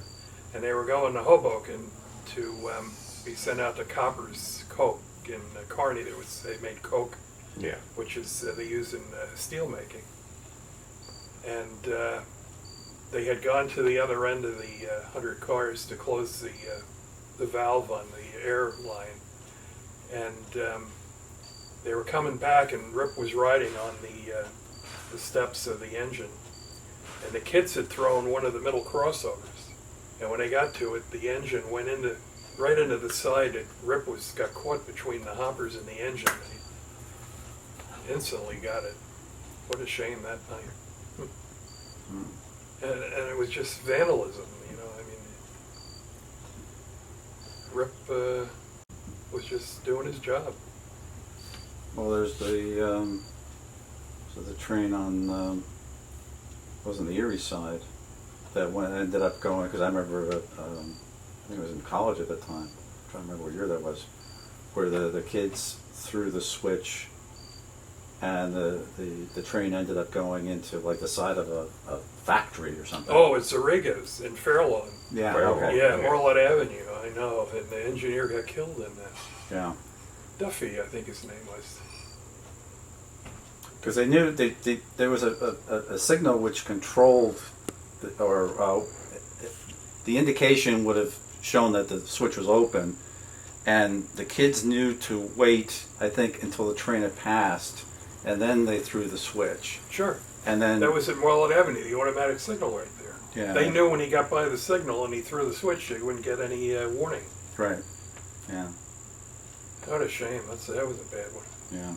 No, that's I've seen pictures of that. That was Yeah. that was like a push-pull thing, remember? Yeah. Yes, cab car had that. I Cab went car. into the spaghetti factory, Zarriga's. Okay. Columbia macaroni and noodles or something like that. Yeah. Yeah. Yeah, that was a bad one. You interested in stories on the Erie side? Well, if they're good stories, they're good stories. This is kind of neat. It was 1968. I'm working first trick at HX Tower on the Bergen County line. HX is where? HX is in drawbridge. yeah, it's a drawbridge over the Hackensack River. Oh, okay. Right. The entrance into and out of Croxton Yard. So like over Jersey City, I don't know what that's. Well, that's you're like- on the Rutherford side, the East Rutherford side Okay, of the so- river, and the okay. other side is Secaucus. Secaucus, okay. So I came in, I relieved the third trick man, and Croxton 99, the United Parcel train, the engines had derailed down a county road, and he was late. And when he was ready to go, it was too late to let him out of the yard because the rush hour. You know, we're using all the tracks east in the morning. So Croxton 99 is ready to go, and at the time, west of the tower, they're building the western spur of the turnpike to the George Washington Bridge. And the embankments were up to the railroad, and they were getting ready to do the bridge over the railroad. So I get permission to let Croxton 99 go, and the dispatcher says, I got New York 100 coming behind 54, train 54. I said, okay. So I go over and line up, and I give the signal to Croxton 99. And the old-time towerman always told me when I was breaking in, when a freight's going by, count the cars, because if you come across a car that is in trouble, you know right where it is to tell the dispatcher and the crew, so they can find the problem. So Croxton 99 is coming by the tower slowly, and I'm counting the cars, and I happen to look down, and here's a trailer hanging off the side of the flat car. And I said, holy smokes. And New York 100's coming, so I called New York 100 on the radio. I said, bring a train to a safe stop, and I called Croxton 99, and I said, bring a train to a safe stop, you got a trailer ready to fall off. So everybody stops, trains all stop, everything's fine, except this trailer's hanging off. what do we do? I mean, the railroad's at a standstill. How are we going to get this trailer back on? Well, everybody's calling. The superintendent's calling me on the phone. And I had to look down the track, and the contractor's crossing is blocked by these 2 freight trains. The contractor brings a crane over, lifts up the trailer, puts it back on the flat car, so the train can go to free up his crossing. So, Crocs of 99, New York 100 was directing the guy with the trailer and the crew on that. Everybody worked together, and 99 went west, New York 100 went east, and that was pretty neat, I thought. I thought those trailers were like somehow tied down, so that kind of thing shouldn't happen. Well, it rested on the hitch. They got the hitch where the bobtail, the tractor connects to it. Well, Hello, on the car, on the freight car, it's got a hitch where this thing goes on. Yeah. Well, apparently when they were making the train up, Right. they coupled up hard and it bounced off. The hitch went off the bracket, and this thing was now unsecured. And as they're going up and the cars are rocking, it was working its way further. Eventually, that would have tumbled off the car, and who knows what would have happened. Because I've talked to a friend who's a retired engineer who's out west, and he used to tell stories, or still tell stories, where you'd have, like, you're going in this direction, the freight's coming in the opposite direction.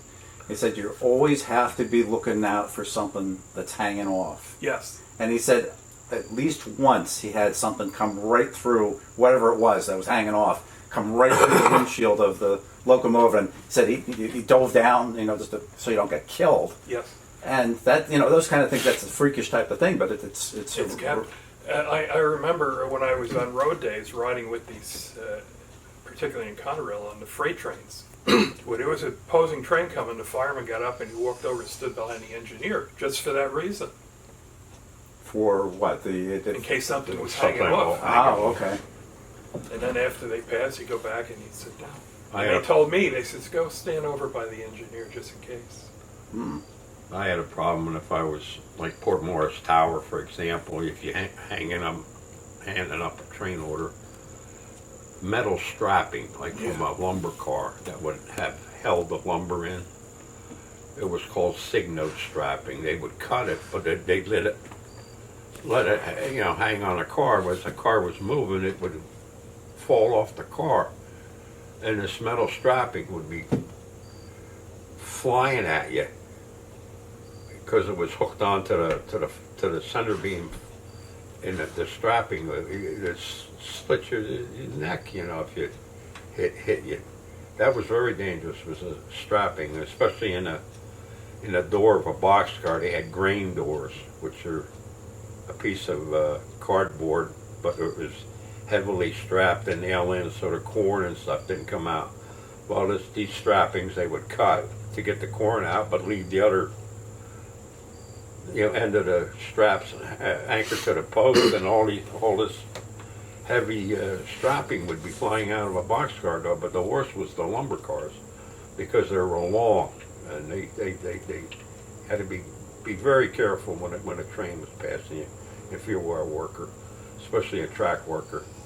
Like if you're if you're even on the ground, not even on the ground. I'm a train. I'm a towerman. I'm on the ground, handing up a train order. Get that train order on and back up, because you don't know what's coming, especially at night. It could be, like Artie said, could be a trailer cockeyed. I've seen sliding doors on boxcars half hang off because they're broken. Oh yeah. Plug doors hanging off. Plug doors hanging off. To follow up on what you just said, though, in the early 60s, late 60s, early 70s, the Erie Lackawanna had a booming business from the federal government had a program sending equipment overseas for donations to help the developing nations. And we were getting carloads of bulldozers, dump trucks, cranes, and they're held on with the strapping. And like you say, they cut the strapping to get these things off onto the ships to go overseas. And the empties are going west, and these straps are hanging off, you know, and you, like you say, you get cut in half with those things if you don't watch it. Usually you could hear them coming, though. I know you'd hear them going along the ballast, and you knew something was coming. You get out of the way quick. Wow.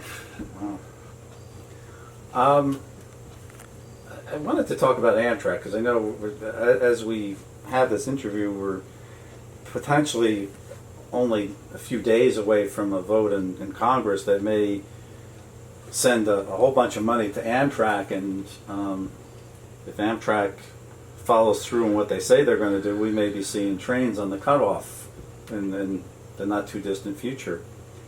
But you guys remember the days before. Now you go back to the passenger days as well. I know, and of course you grew up here in the area. What do you think? I know you also, of course, may have had some personal dealings with Amtrak.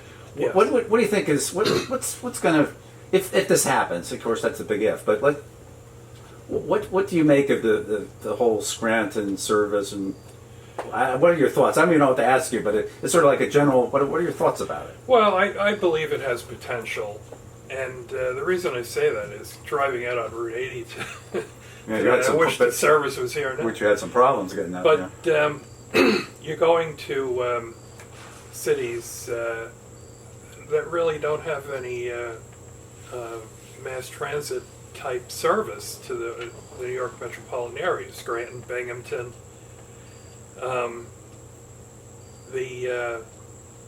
Who did at one time, of course. At one time did. Yeah. You got the Poconos has really developed. The casinos in the Poconos. There's potential here if you can get like in Atlantic City. They got the casinos involved with reestablishing the Philadelphia to Atlantic City passenger service, which is still operating.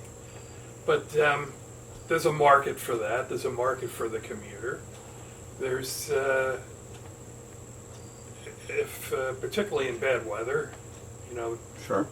on the Erie Lackawanna, they extended the end of the through-line passenger service into 1970 because there was a snowstorm going on, and the railroad ran number 5 and 6 several more times to help people get around. But the key is letting people know it's out there. Once it starts, you gotta let people know it's there. Otherwise, nobody will know it's there, and they're not going to use it. Yeah, you remember the before, and then of course there's a whole, literally a half century where there hasn't been the passenger service, and now there's potential for it returning. In which, in some ways, I think, you know, maybe you can correct me if I'm wrong, but the Amtrak service would be, in some ways, similar to what the Erie Lackawanna ran. Maybe not the same. I would say so. But what are your general thoughts on it? Because I know there are going to be people who say, no, it's going to be a bad thing. It's going to bring up. You can imagine all the litany of bad things that people think might happen. Certain people that are against it. Oh, it's going to bring development and this. Well, we haven't had a train here since 1970. Look at all the development you've had since 1970. The railroad is not going to, has nothing to do with it, with development, but it has a lot of potential.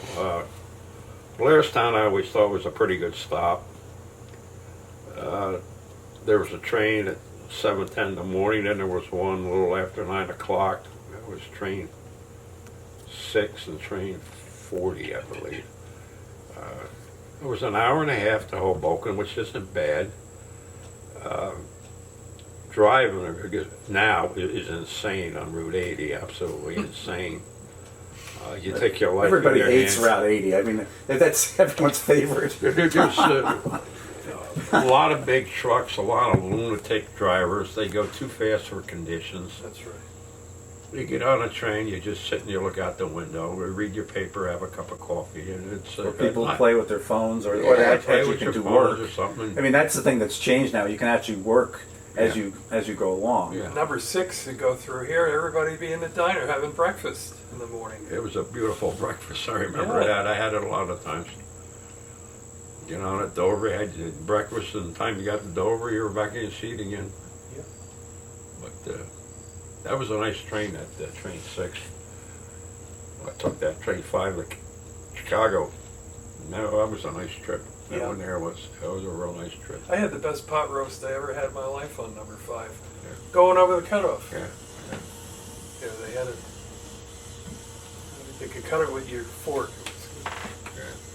I always like train travel. I do it anytime, now.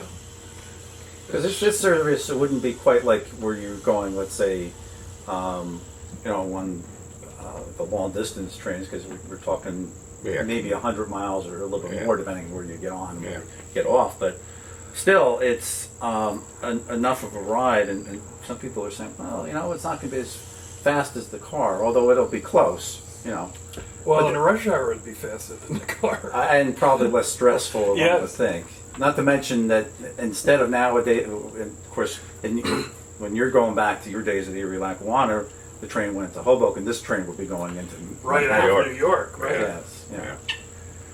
So if you want to go to the Madison Square Garden, you just take the train in, go right upstairs, for example. Yeah, that's nice. I did that a couple times. So yeah, I mean, we'll see. I mean, by the time this particular video is edited and ready to go out to YouTube, maybe we'll know the status of that particular, whether the Amtrak has been funded or if it's not yet funded. We'll see what happens with that. Yes. But so we're very close to getting to that point. But yeah, I was interested in your perspective because you guys remember, you remember when there was passenger service back in the day that unfortunately many people, I'd say probably most people in this area, maybe a few still remember, but probably most have no recollection of that and how important, what an important part it played in the community. I would think. I got the impression that it was the people I've talked to out of Blairstown that remember the service. To them, it was like it was part of the community. Everyone seemed to like it. I guess it was the way I put it. No one seemed to, they thought it was really part of the, as much as anything else was part of the, the community. I mean, I grew up in a town where I like to say that the rail service goes back to the 40s, the 1840s, and. I grew up in South Orange, and it was taken for granted, and I think maybe that happened when the service went away. It wasn't taken for granted anymore, but maybe we get back to that at some point. Well, the one thing to keep in mind, in 1967, the ferries came off, which eliminated an alternate way for people to get to Hoboken to get a train to Buffalo or Chicago. Uh-huh. That left path. And I think the biggest hindrance to a good ridership was the inconvenience of going to Hoboken to get the train. Here, it's leaving out of Midtown Manhattan, and it's going. So people are going to find it much more convenient to ride the train if they're going there. Or if you go and, say you live in Scranton, you got to go to Washington. You go to New York, get on the Metro line or the Cellar and go to Washington. I mean, it opens up much more opportunities for the traveler. Got so much potential, it's unreal, Yeah. How much, we don't know, Yeah. But I think to your earlier point that the work on just to get the train running is only part of the story. There's going to have to be a promotional aspect to this, which nowadays in some ways is a little bit easier than it used to be, I would say. But still, it's going to be, I think, an ongoing thing to promote the service. And if it's promoted well and people are receptive to it, it'll probably do okay. Yeah. I mean, I really think it does. Now, 3 trains in each direction isn't a lot, and I would think that the way they've mentioned it, it'll be something in the morning, something in the afternoon, and something in the evening. Now, they don't have exact schedules announced, but that, I guess, is going to be a little tricky because depending on when they run the trains. The frequency of service. Yeah, how, you don't want to miss the last train. Let's say you go to a show in New York at night and still get the last catch train. the train. I don't know. We'll have to see how that plays out, what their timing is. Yeah. But that's the type of thing. But that doesn't mean that they couldn't add more trains in the future. It's just that let's have to get past the first phase here in terms of how well it does. And I think it's going to be the most important phase. And the availability of equipment. you know, they buy equipment for 3 trains or 4 trains a day, and then it builds up. They'll have to do what they did on the New Haven to Springfield business, get more equipment out here, either buy it or reassign. Well, that would be a good problem. Yeah. If it was down the road, we'll see how that plays out, because Yeah. it's a little bit too early to start counting our chickens, because it's Yeah. under the best case scenario, they're saying 3 years from the time they get the funding, but First thing, we gotta get the track built. yeah, you got to. Yep. But yeah, exactly, and there's work that has to be done before even that's done, and then above and beyond that. But we take it a step at a time, I guess, and see what happens. But if we get the funding, then that's certainly a big plus. I mean, that's the most important step, and then after that, there's going to be a lot of politics, marketing. Yeah, yeah. I mean, my personal feeling is it's going to happen, but you know, it's not a done deal yet. Not yet. It's getting close, but it's. We've been waiting for 40 years. It's just. Yeah. Well, at Been a least long now there's a time. possibility that there'll be funding for Yeah, it. yeah. Whereas that really wasn't a possibility in the past. But now it's. But once again, it's not there yet. So There's a lot more people out here now than there was in 1970. You know, including Stroudsburg and the Poconos are very well built up. There's a good potential in the Poconos, you know, for traffic. Blairstown, I think, would be a good stop. Yeah. No, I mean, of course, I'm maybe not the best one to be, because I've been involved with this so long, and I guess you could call me a true believer, but I think there definitely is that potential, and the question is, you know, first of all, will it be funded, and if it is funded, then it's a question of making sure that it is successful, because that's the most important thing. Once to get. You know, before Conrail came, they fixed up this cutoff in top shape. They put in a dragging equipment detector, did a signal system all over, and it was running really, really good. Yeah. One time here, I saw 21 trains go by here out this window, because before the trees grew up, you could see the Oh, trains. you could see them going by. Yeah, there was no trees there now. 50-foot trees there now. Yeah. But, you know, you had New York 98 and 99, Advance 98, Advance 99. They were busy. I know. UPS trains were full. I dispatched it when it was busy out here. It was fun, though. Yeah. I enjoyed it. We used to hang out in Greendale. They had, at one time, Greendale siding, there was East Greendale, Greendale, West Greendale. There was That's right. There was a West Greendale. They tore out from Greendale to West Greendale, and all they had was East Greendale to Greendale. But when they were in West Greendale, hell, it was only a mile up the road here, around the bend. You know, instead of go on the engine, I got to know everybody. How many times we could have used the Yeah, full, because you had crossovers and split it up. yeah. There were Boy. crossovers in Greendale, left to right and then right to left. Yeah. It was like having 4 tracks out Like there. having You 4 run tracks. trains around each other. We used to you could tell the way they set up the signals what was coming next. You Yeah. know? Blairstown Station, I remember when the train was approaching and it went by the automatic before Blairstown, it lit the station platform lights. So you knew the train was coming. Yeah. You would do that during the daytime as well, or would Yeah, you know, and the freight trains are lighted up. oh, but the freight trains were lighted up. Yeah. Interesting. Ah. On your CTC machine, there was a section where the train would go in the dark. Right. Between Johnsonburg and East Lakeford. Yeah. You lost track of the train between Johnsonburg and So you only know it was in there, but you didn't know where it was. Where? It was somewhere between East Lakeford and Johnsonburg on your CTC machine. Oh, we're in the dark by Blairstown. Well, that could have been, you know, 5 miles west of Blairstown or 2 miles east. You didn't, you know, they were in the dark and Blair. You didn't know exactly where they were. You knew they were in there because you had a traffic indication. Remember that was on the board. It would indicate if westbound or eastbound. But that was the only reminder you had something in there. Like you said, when you went in the dark, you didn't know where they were. You know where they were. Because there's stories of someone calling up like the radio station in the days when after the the train station in Blairstown had been sold, It became and radio. it became I radio. did that. You called the radio I station. did. And he said the next commercial I'll go out and see where the train is. And it was just west of the Blairstown station. Yeah. Now, before the we had our problem here with the camera, you were saying about PTC. Now you're saying that potentially that they could be running the trains a lot faster, because I'm saying that maybe 80 miles an hour, but you're saying it's possible they go above that.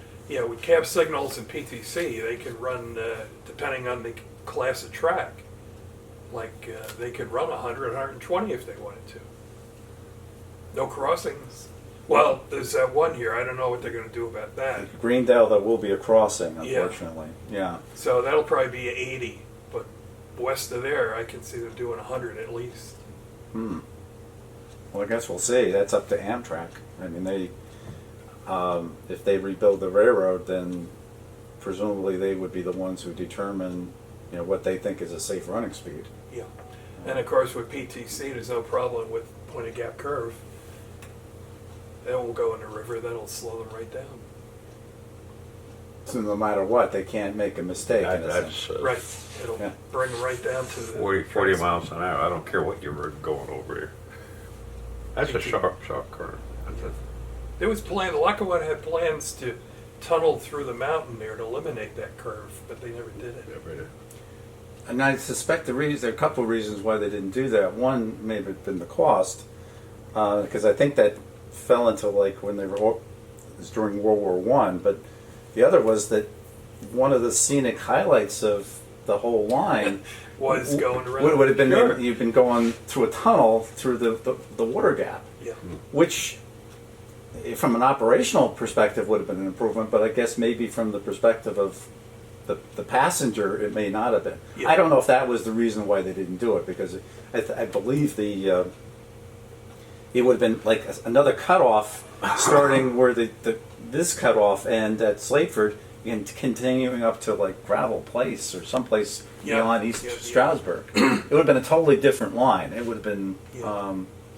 but they didn't do it, for whatever reason. I suspect it probably might have been cost, timing, whatever, but Too busy with the two cutoffs, the Holstead and the New Jersey cutoffs. Right. That would have been too much to do. right, there was even another cutoff in Pennsylvania that there were different versions of the one they built in Pennsylvania, but one would have actually bypassed Binghamton, which, well, I guess, as great as that would have been if you were a freight train going from Scranton to someplace in the southern tier, it cut off Binghamton, which was a major city, and Sure. that would have Interchange been, point. yeah. So It's funny you mentioned that. There was talk about a viaduct bigger than Tunkhannock. I wonder if that was going Yes. to be on that line. it would have been down that They would've- line. Okay. It would have been some ridiculous. It would have been Tunkhannock is 240 feet. This one I think would have been approaching 300. It was some ridiculously large structure, and I think that just if the engineering or the cost or whatever, and the fact that the whole thing was bypassing Binghamton, which Sure. probably didn't make a whole lot of sense. Where the business was. Yeah, so no, bottom line is they didn't do that. Yeah. I don't know do you guys have anything other to say that I haven't asked you about? Because my set of questions that I have, I mean, I think I've exhausted what I wanted to ask you. But Well, are there things that you wanted to say? Being a rail fan and a Erie Lackawanna diehard, I guess that was one of my best times of my life. I had a job, a dream job, according to me, because I was crazy about trains, crazy about the Lackawanna, then the Erie Lackawanna. I didn't know much about Conrail. Conrail came after I left their employment. Always regretted not being able to stay. The railroad here got very busy after I left. I left around January of '74. From '74 to '76, they ran this pretty heavy over here. Then Conrail came, and like I could telling Artie they moved everything back on the Erie, then they moved everything back on the New York Central on the West Shore. 1971, I worked for Lehigh Hudson River, and the Penn Central when the Poughkeepsie Bridge burnt down. That was the end of that railroad because they detoured everything on the West Shore. Yeah. Penn Central wasn't a. You had to watch them. They Penn Central did what was best for Penn Central, and everybody else can just go to blazes. You know, they just. The evil empire. The evil empire they were. You know, we had no use for them on Erie Lackawanna. But they would chip us out of revenue. They would reroute cars in their favor. And they became basically what was Conrail. Yeah, Because Yeah. most of Conrail was really Penn Central. That was, most of and the Conrail. management was Penn Central too. Yeah. Yeah. But I would have loved to work for Conrail because it was a new enterprise, and they hired new people, and these people bring new ideas. You know, hey, let's do it. Let's try this. Let's do that. Let's do this. Instead of running with 2 engines, let's run with 3. Instead of 3, let's do it with 2. You know, what we can do better. You know, was I guess that was a brotherhood. We all try to work together. Like I said, move the freight, because I was in the freight end of it. Move it quickly, move it safely. The bosses, you know, they'd leave you alone as long as you did your job. And, you know, if you did it well, you got promoted. You know, and I was always after that. And one of the biggest regrets in my life was when this Bob Downing, the superintendent of Hoboken, offered me a Cleveland position. I mean, I would have loved to have taken it, but what do you do? Leave your sick parents here, you know? So I had to make a choice. I said, just could give me, you know, a year, and I'll work the extra board, and I'll see what happens. And you know, my father died, and it just got too much. I couldn't. I had to give up something. It had to be that. Well, you had to make a decision I had to based on make what a decision. you know, based on what was best for But everybody, you know, concerned. I love working at different stations. I said Artie was more into the operations. Me, I was into the selling the tickets and billing the freight and collecting the money and making the bank deposits. And, Well, there's a story I remember you told about on the beginning of a month, and I want to say it was in Chatham, I think, or Madison. I'm not sure which one. I worked Chatham. I did not work Madison. So yeah, so it must have been Chatham. You said there were days where the monthly tickets would be sold at the beginning of the month. That you might have something like $50,000 in cash. Is that possible? Cash and check, mostly Cash. check. Mostly checks. Okay. Yeah, mostly check. Very rarely did a check bounce, but every once in a while one would. But beginning of the month or the end of the month, Chatham was a very, very busy station, but I was good. I was quick. I was fast. I mean, one-way Hoboken, a round-trip Hoboken, round-trip Dover, you know. But the main thing was... Back in the day where they actually did that. Does anybody... Because now they're machines and... There's machines. There's still agents around. I have a list here somewhere, but I couldn't. It's in the junk or someplace. But they still have some ticket agents, especially on the northeast corner. Princeton has one. Elizabeth, Rawway, Trenton has a ticket office. Where they're still... On the Erie, there's hardly any ticket agents. I forget where they had. There's only 1 or 2 left. I think Ridgewood had one. Ridgewood, and I think maybe Well, some. Ridgewood's a big station. A lot Yeah. of people... The rest are all ticket machines. Yeah. And they're marvelous. Those ticket machines are good. You put your money in and you punch in what you want to do to give you the change. Or you can actually do it off your phone. You don't Off your even- phone, Yeah, yeah. you don't even need to do that.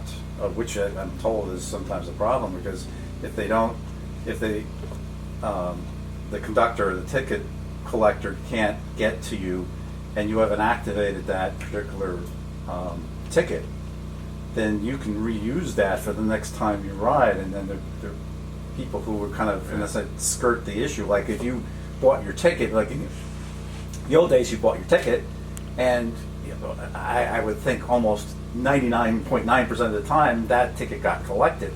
But even if it wasn't collected, you had already paid for it. Yeah.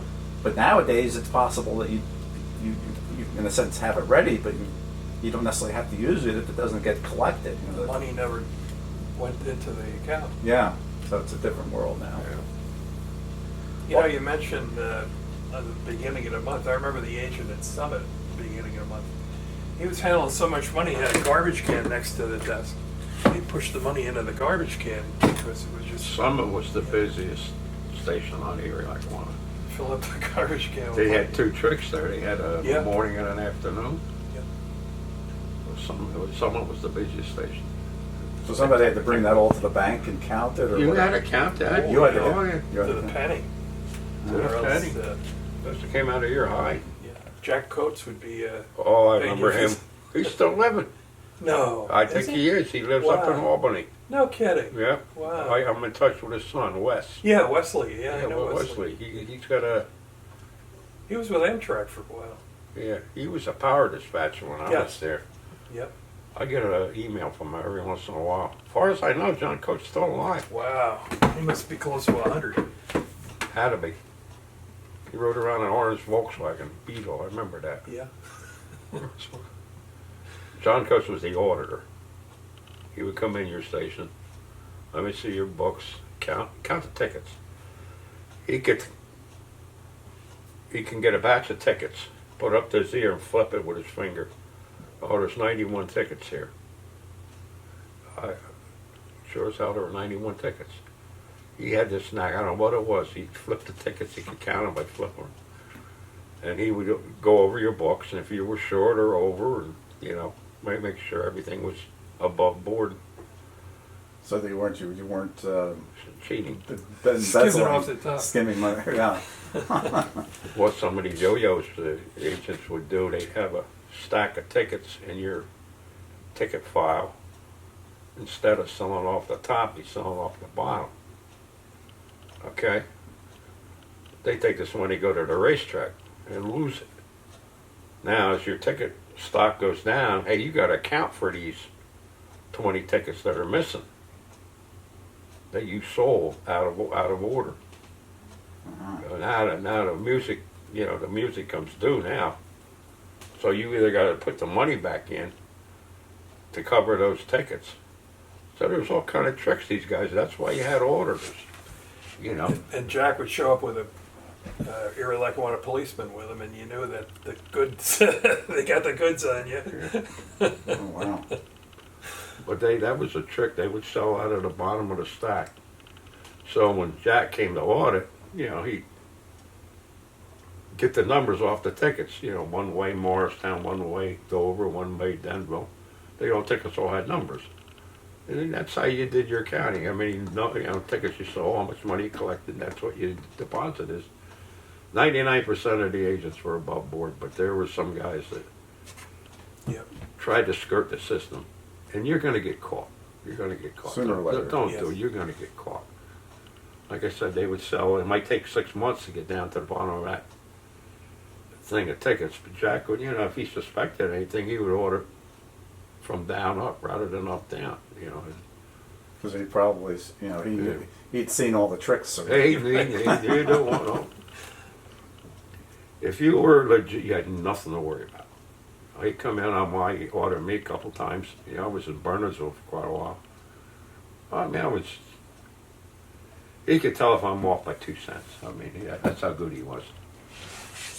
Yeah. But if you were legit, you'd have nothing to worry. Some guys would shake their boots when the auditor showed up. probably for good reason, right? It wasn't, you know, They were stealing. there was a lot of, if you were in a freight office like Nazareth, where you didn't sell tickets,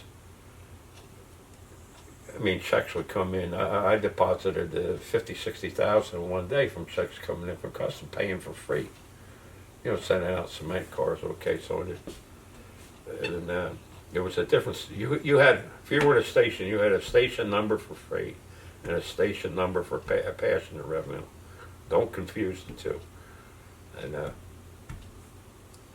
freight was a little easier to audit because you didn't have that many pieces. I mean, you might have had 12, 15 checks made out for $7,000, $8,000 for freight charges, whereas Summit, you might have had 200 checks made out for $69, $14, whatever the monthly fare was, you know. But you had to write out, deposit slips for 200, 300 checks.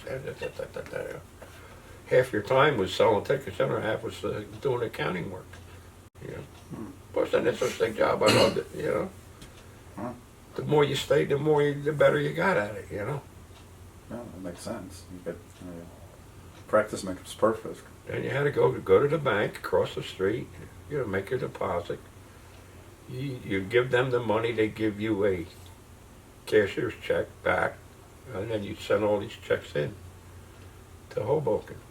They would deposit it, or you had a bank account in that bank nearest the station, and you would deposit it to the railroad account at that bank. I remember in Convent, you had it.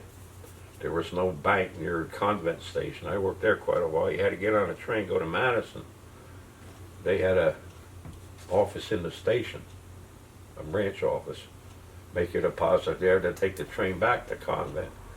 They'd open up your ticket window again. So you actually had to close down. You had to close your station, get on the train, go to Madison, next station down, with your money, give it to the girl in that station. So if someone came up to Convent Station, if there was a train after that before you got back, then they're going to have to pay on the train. Pay on the train. Yeah. Yeah. But they made an allowance for you to do that.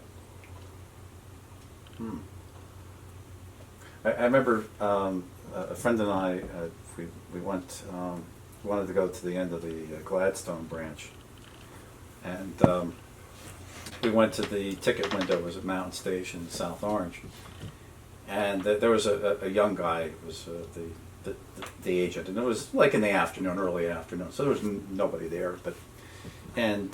So we said, yeah, we'd like 2 round trips to Gladstone. And he looked at it and said, I don't even think he knew there was a Gladstone on the line. So he had this, back in the day they had, as you would know, they had all the different stamps for all the different stations. And he went looking and looking. He finally found it, and he showed it to us, and he had like about this much dust, and he blew it off the top of the thing. And he stamped it. We got our tickets to Gladstone and back, but I don't think too many people were. Well, probably nobody had ever gone to Gladstone from Mountain Station. We were probably the one and only that ever did it. Those tickets that you're talking about, they were a big strip, and you used to stamp Gladstone, Mountain Station. They were called blank to blank. Right, it was a blank, right? Blank to blank. Because some stations would have pre-printed ones, if like to Newark or Hoboken. Blank to blank station. You fill in anything you want, but make sure you collect the right fare. Yeah. They had a fare book there if you had to study it a little bit, but once you got the hang of it, you just okay, $2.93, It was good. We had a good time in the railroad. Like I said, the camaraderie was good. I'm surprised I never bumped into Artie. I was there, from '67 to '74. Another one who I never bumped into was the Hennessy. I heard him on the phone on the wire. Yeah. But I never bumped into him. Wasn't off a man the moon. That's the railroad for you. Yeah. Well, that's one reason why I wanted to get you two together, because when I heard you, I guess it was the first time we interviewed you, you had mentioned that somehow you came up in conversation. I don't remember exactly how it was, but and I think I asked you if you ever met. No, the two of you had never met. So I said, well, maybe we'll get around to doing that. And I was actually thinking about it, but then the pandemic came along, and anyway, we finally got you two guys together, which I'm glad you did. I really appreciate it. I mean, this has been great, and I want to thank you. It was you had to come a long ways to get here. Of course, you had to just basically walk here. Yeah, I live in Alamucci now. Oh, okay. So but still, you're not too far away, But I want to thank you for being the host here. Yes, it's very, very nice. Well, I wish I could be more accommodating. Artie knows more in his little finger than I ever knew, but it's nice getting together with guys. Yeah. It's funny working as an operator dispatcher. You work with people for years, and you never met them personally. You know their voice, but you wouldn't know what they look like. Yeah. Well, I guess because of the railroad being the nature of it is, it so can be so spread out. You Yeah. wouldn't necessarily. It isn't like you go to one place every day, and the chances are you're going to run into people that work in that same place. But Yeah. Well, Yeah. just like when I worked the Delaware Division or the Scranton Division after Conrail, and when they moved it to Hoboken, yeah, I worked with these people up in Binghamton and Deposit and Narrowsburg and Bridge 60 in Scranton. And I couldn't tell you what they look like, but I could tell you their voice. I've never met them personally. Yeah, Yeah. it's a funny thing. I remember all those places now. Harrisburg, Bridge 60, I remember. Yeah, Bridge. You ever been there? Oh yeah, Yeah. quite a machine they have there. Yeah. Got Steamtown and that Yeah. old yard there. Well, the tower now is where the rail authority is. Yes. What, The Pennsylvania Northeast Regional Railroad Authority. is that in Bridge 60? Yeah, they're in the Bridge 60 I tower. don't know that. Yeah. Second floor, I think it's them. I think the third floor is actually the Delaware Lackawanna, the actual Yeah, freight. the rail I think they're up there, but they're both. They got a pretty nice operation at Delaware Lackawanna. I used to, I get a kick out of working the M&E dispatching desk, and we had a selector where you could ring the stations and towers. It had a directory there with the combination of numbers, and you could push two buttons and ring Stroudsburg Tower on it. Really? Yeah, because used to report the trains back and forth. They give you the consist, and I'd give them the consist, but sitting in Hoboken there, you push two buttons and Stroudsburg comes on. Well, interesting because we've actually been approached to do a video with the folks in the tower, and the levers have been preserved in the tower. In Stroudsburg? In East Stroudsburg, yeah. And we've been asked to do a video that I think their purpose would be that they would use it as a sort of like a demonstration type of thing that they might play. Although we'll certainly put it on YouTube, but that's coming up. But that tower is as you probably are aware, is pretty well preserved. Yeah. It wasn't like, I guess, I don't know about most towers, but certainly, if they're closed, I guess I don't know what happens to what's inside. When you worked at Port Morris, you used to talk to the guy in Stroudsburg. Yeah. A guy named Joe Paradise. Remember that Oh, name? Joe Paradise, sure. Remember him? Yeah. And then you had, there was an operator worked there that was an extra dispatcher at Hornell. Can't remember his name. But all them guys. You mentioned about the gates at Denville, at Stroudsburg Tower at Loring Street. Yeah. And the two levers on the interlocking machine on the west end of the machine controlled the gates. They were painted white. Yeah. They were painted white. Is it true that the pedestrian gates still operate? Yes. Could Well, you- it's is not a really a pedestrian gate. It's a short remainder of the original gate, Ah, because originally that gate did go all the way across the street, or halfway across, and there was another one on the other side.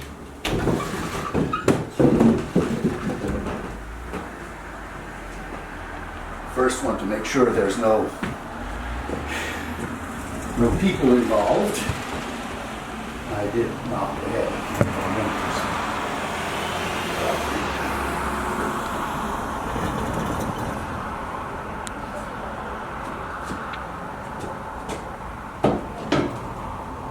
There's the gate down, and if you swing around with the camera, you can see the lever reversed. Now, I dare you to try and put it back. It will pull you into the machine because it's heavy. So what do I do? You pull the latch. Well, latch. Make sure you pull the lever a little bit to take tension off. There you Okay. go. Right? Yep. And okay, Oh, yes. it's coming up. Okay, I'm trying to be. Appreciate being gentle. Yes. You're right. It has quite a. Now you're only operating one gate. and a short one at that. That So used really to long. operate two of them that went halfway across the street, what, 20 feet on each side? So, yes. I remember- The levers, see, they were painted red, black, white was the gates.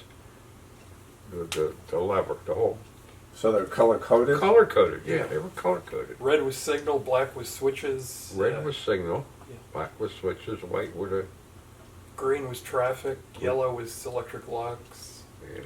It was just, everything's color coded in a tower. Because the piping for, I'm not sure what the story is now, but I know that back in the late 80s, the piping was still in at East Stroudsburg. And then I think it actually went across the road, and then there was a big to-do about them because they were going to repave the road and tear them up. Yeah. Which they were, at that point, it was one of the very few towers, I guess, remaining in the U.S. that still had operational, where they could operate gates from it. But Yeah. it, you know, they came out, all that came out. But I don't know how much of that is left at this point. I know the tower inside is intact, but I'm not sure that I know nothing works outside of it. I don't even know if Yeah. there's any, I imagine all that piping may have already been ripped out. I'm not Yeah. really sure, but. Well, they had two machines they had one for Bell's Bridge, and they had another machine for Gravel Place and Analoming. And then the interlocking in front of the tower, those switches were on the levers. Uh-huh. We used to joke in Hoboken, you'd say, "Hello, Stroudsburg," because he had a speaker there, and he'd say, "Busy on the gates," which meant he was working the local freight and he was busy with the gates, so he couldn't talk right now.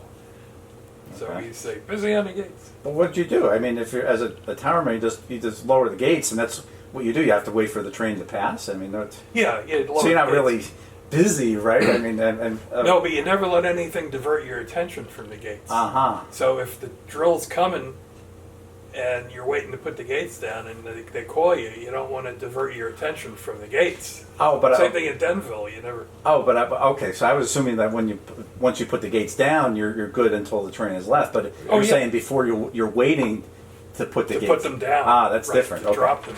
Yeah. Okay. I see. Okay.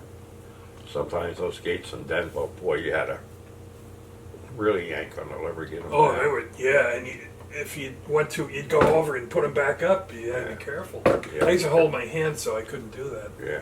You know, I'd use the other hand. That was a trick though. I remember putting my foot up on it and pulling back on them. I go, holy Christ.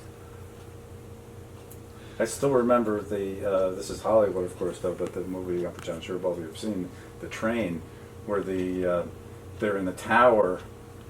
Does this ring a bell, or I mean, or do Burt Lancaster. Burt Lancaster? Yes, and he drops the pipe somehow. It lodges the pipe in to prevent them being able to open or close the switch, and it gets stuck there, and the train gets misrouted purposefully because they're Yeah. trying to delay. Yeah. They know that there's going to be a bombing that's going to take place, but they use the pipe, and it ends up. They present it to them, and that was, and then the bombs start dropping and so Yeah. forth. But I think of that as because like when they're pulling the levers in that movie, it looks pretty easy.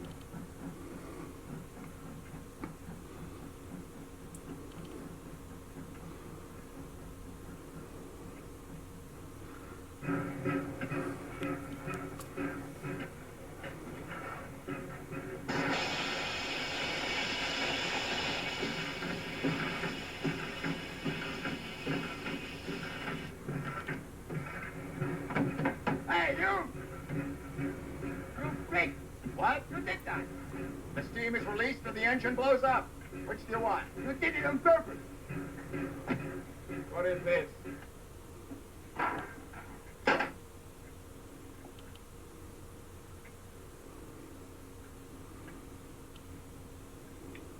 Take your 5%. Bag of the cat. Everything all right? Move your entries. Go back where you belong. I want this train out of here. Okay. What's going on down there, Levis? Sabotage.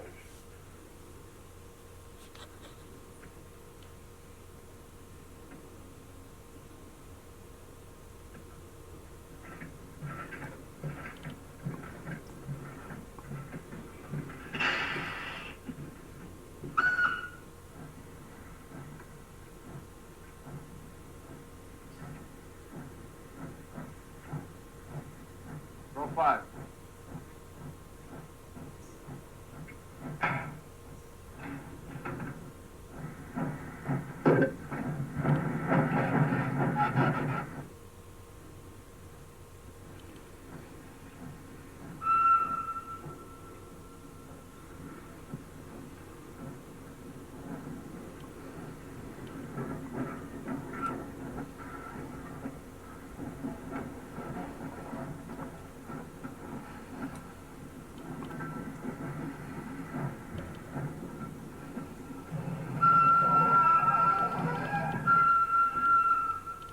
Roll 8.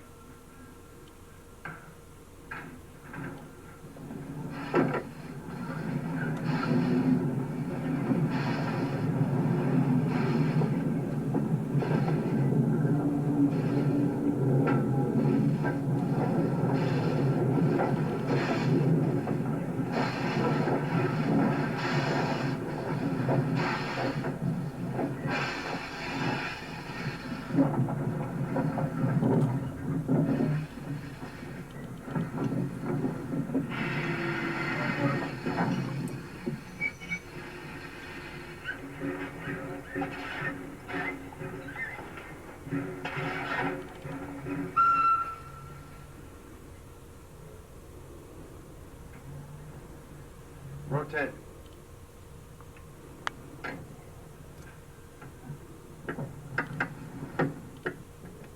Roll 10. It's stuck. Don't fall.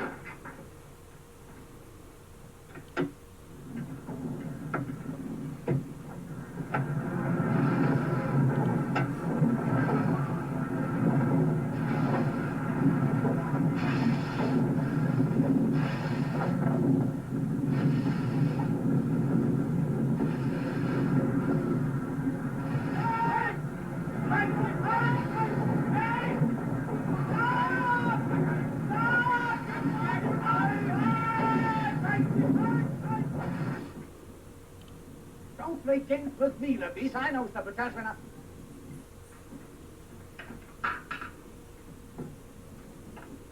What is it?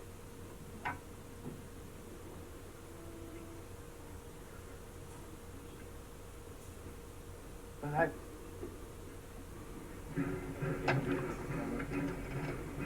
Give Mrs. Rickstower.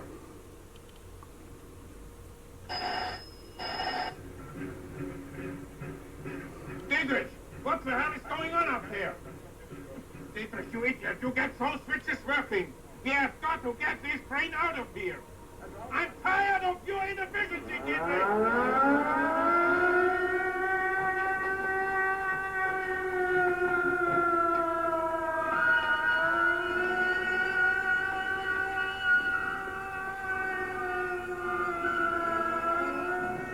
Okay, that was a great interview. I hope you enjoyed it. We've covered a number of different things, including some paranormal activity on the Cut-Off. Interesting story. That's a new one for me. I thought I knew almost everything about the Cut-Off, and obviously I don't. And so that's the end of part 31. Hope you look forward to part 32 on the Lackawanna Cut-Off.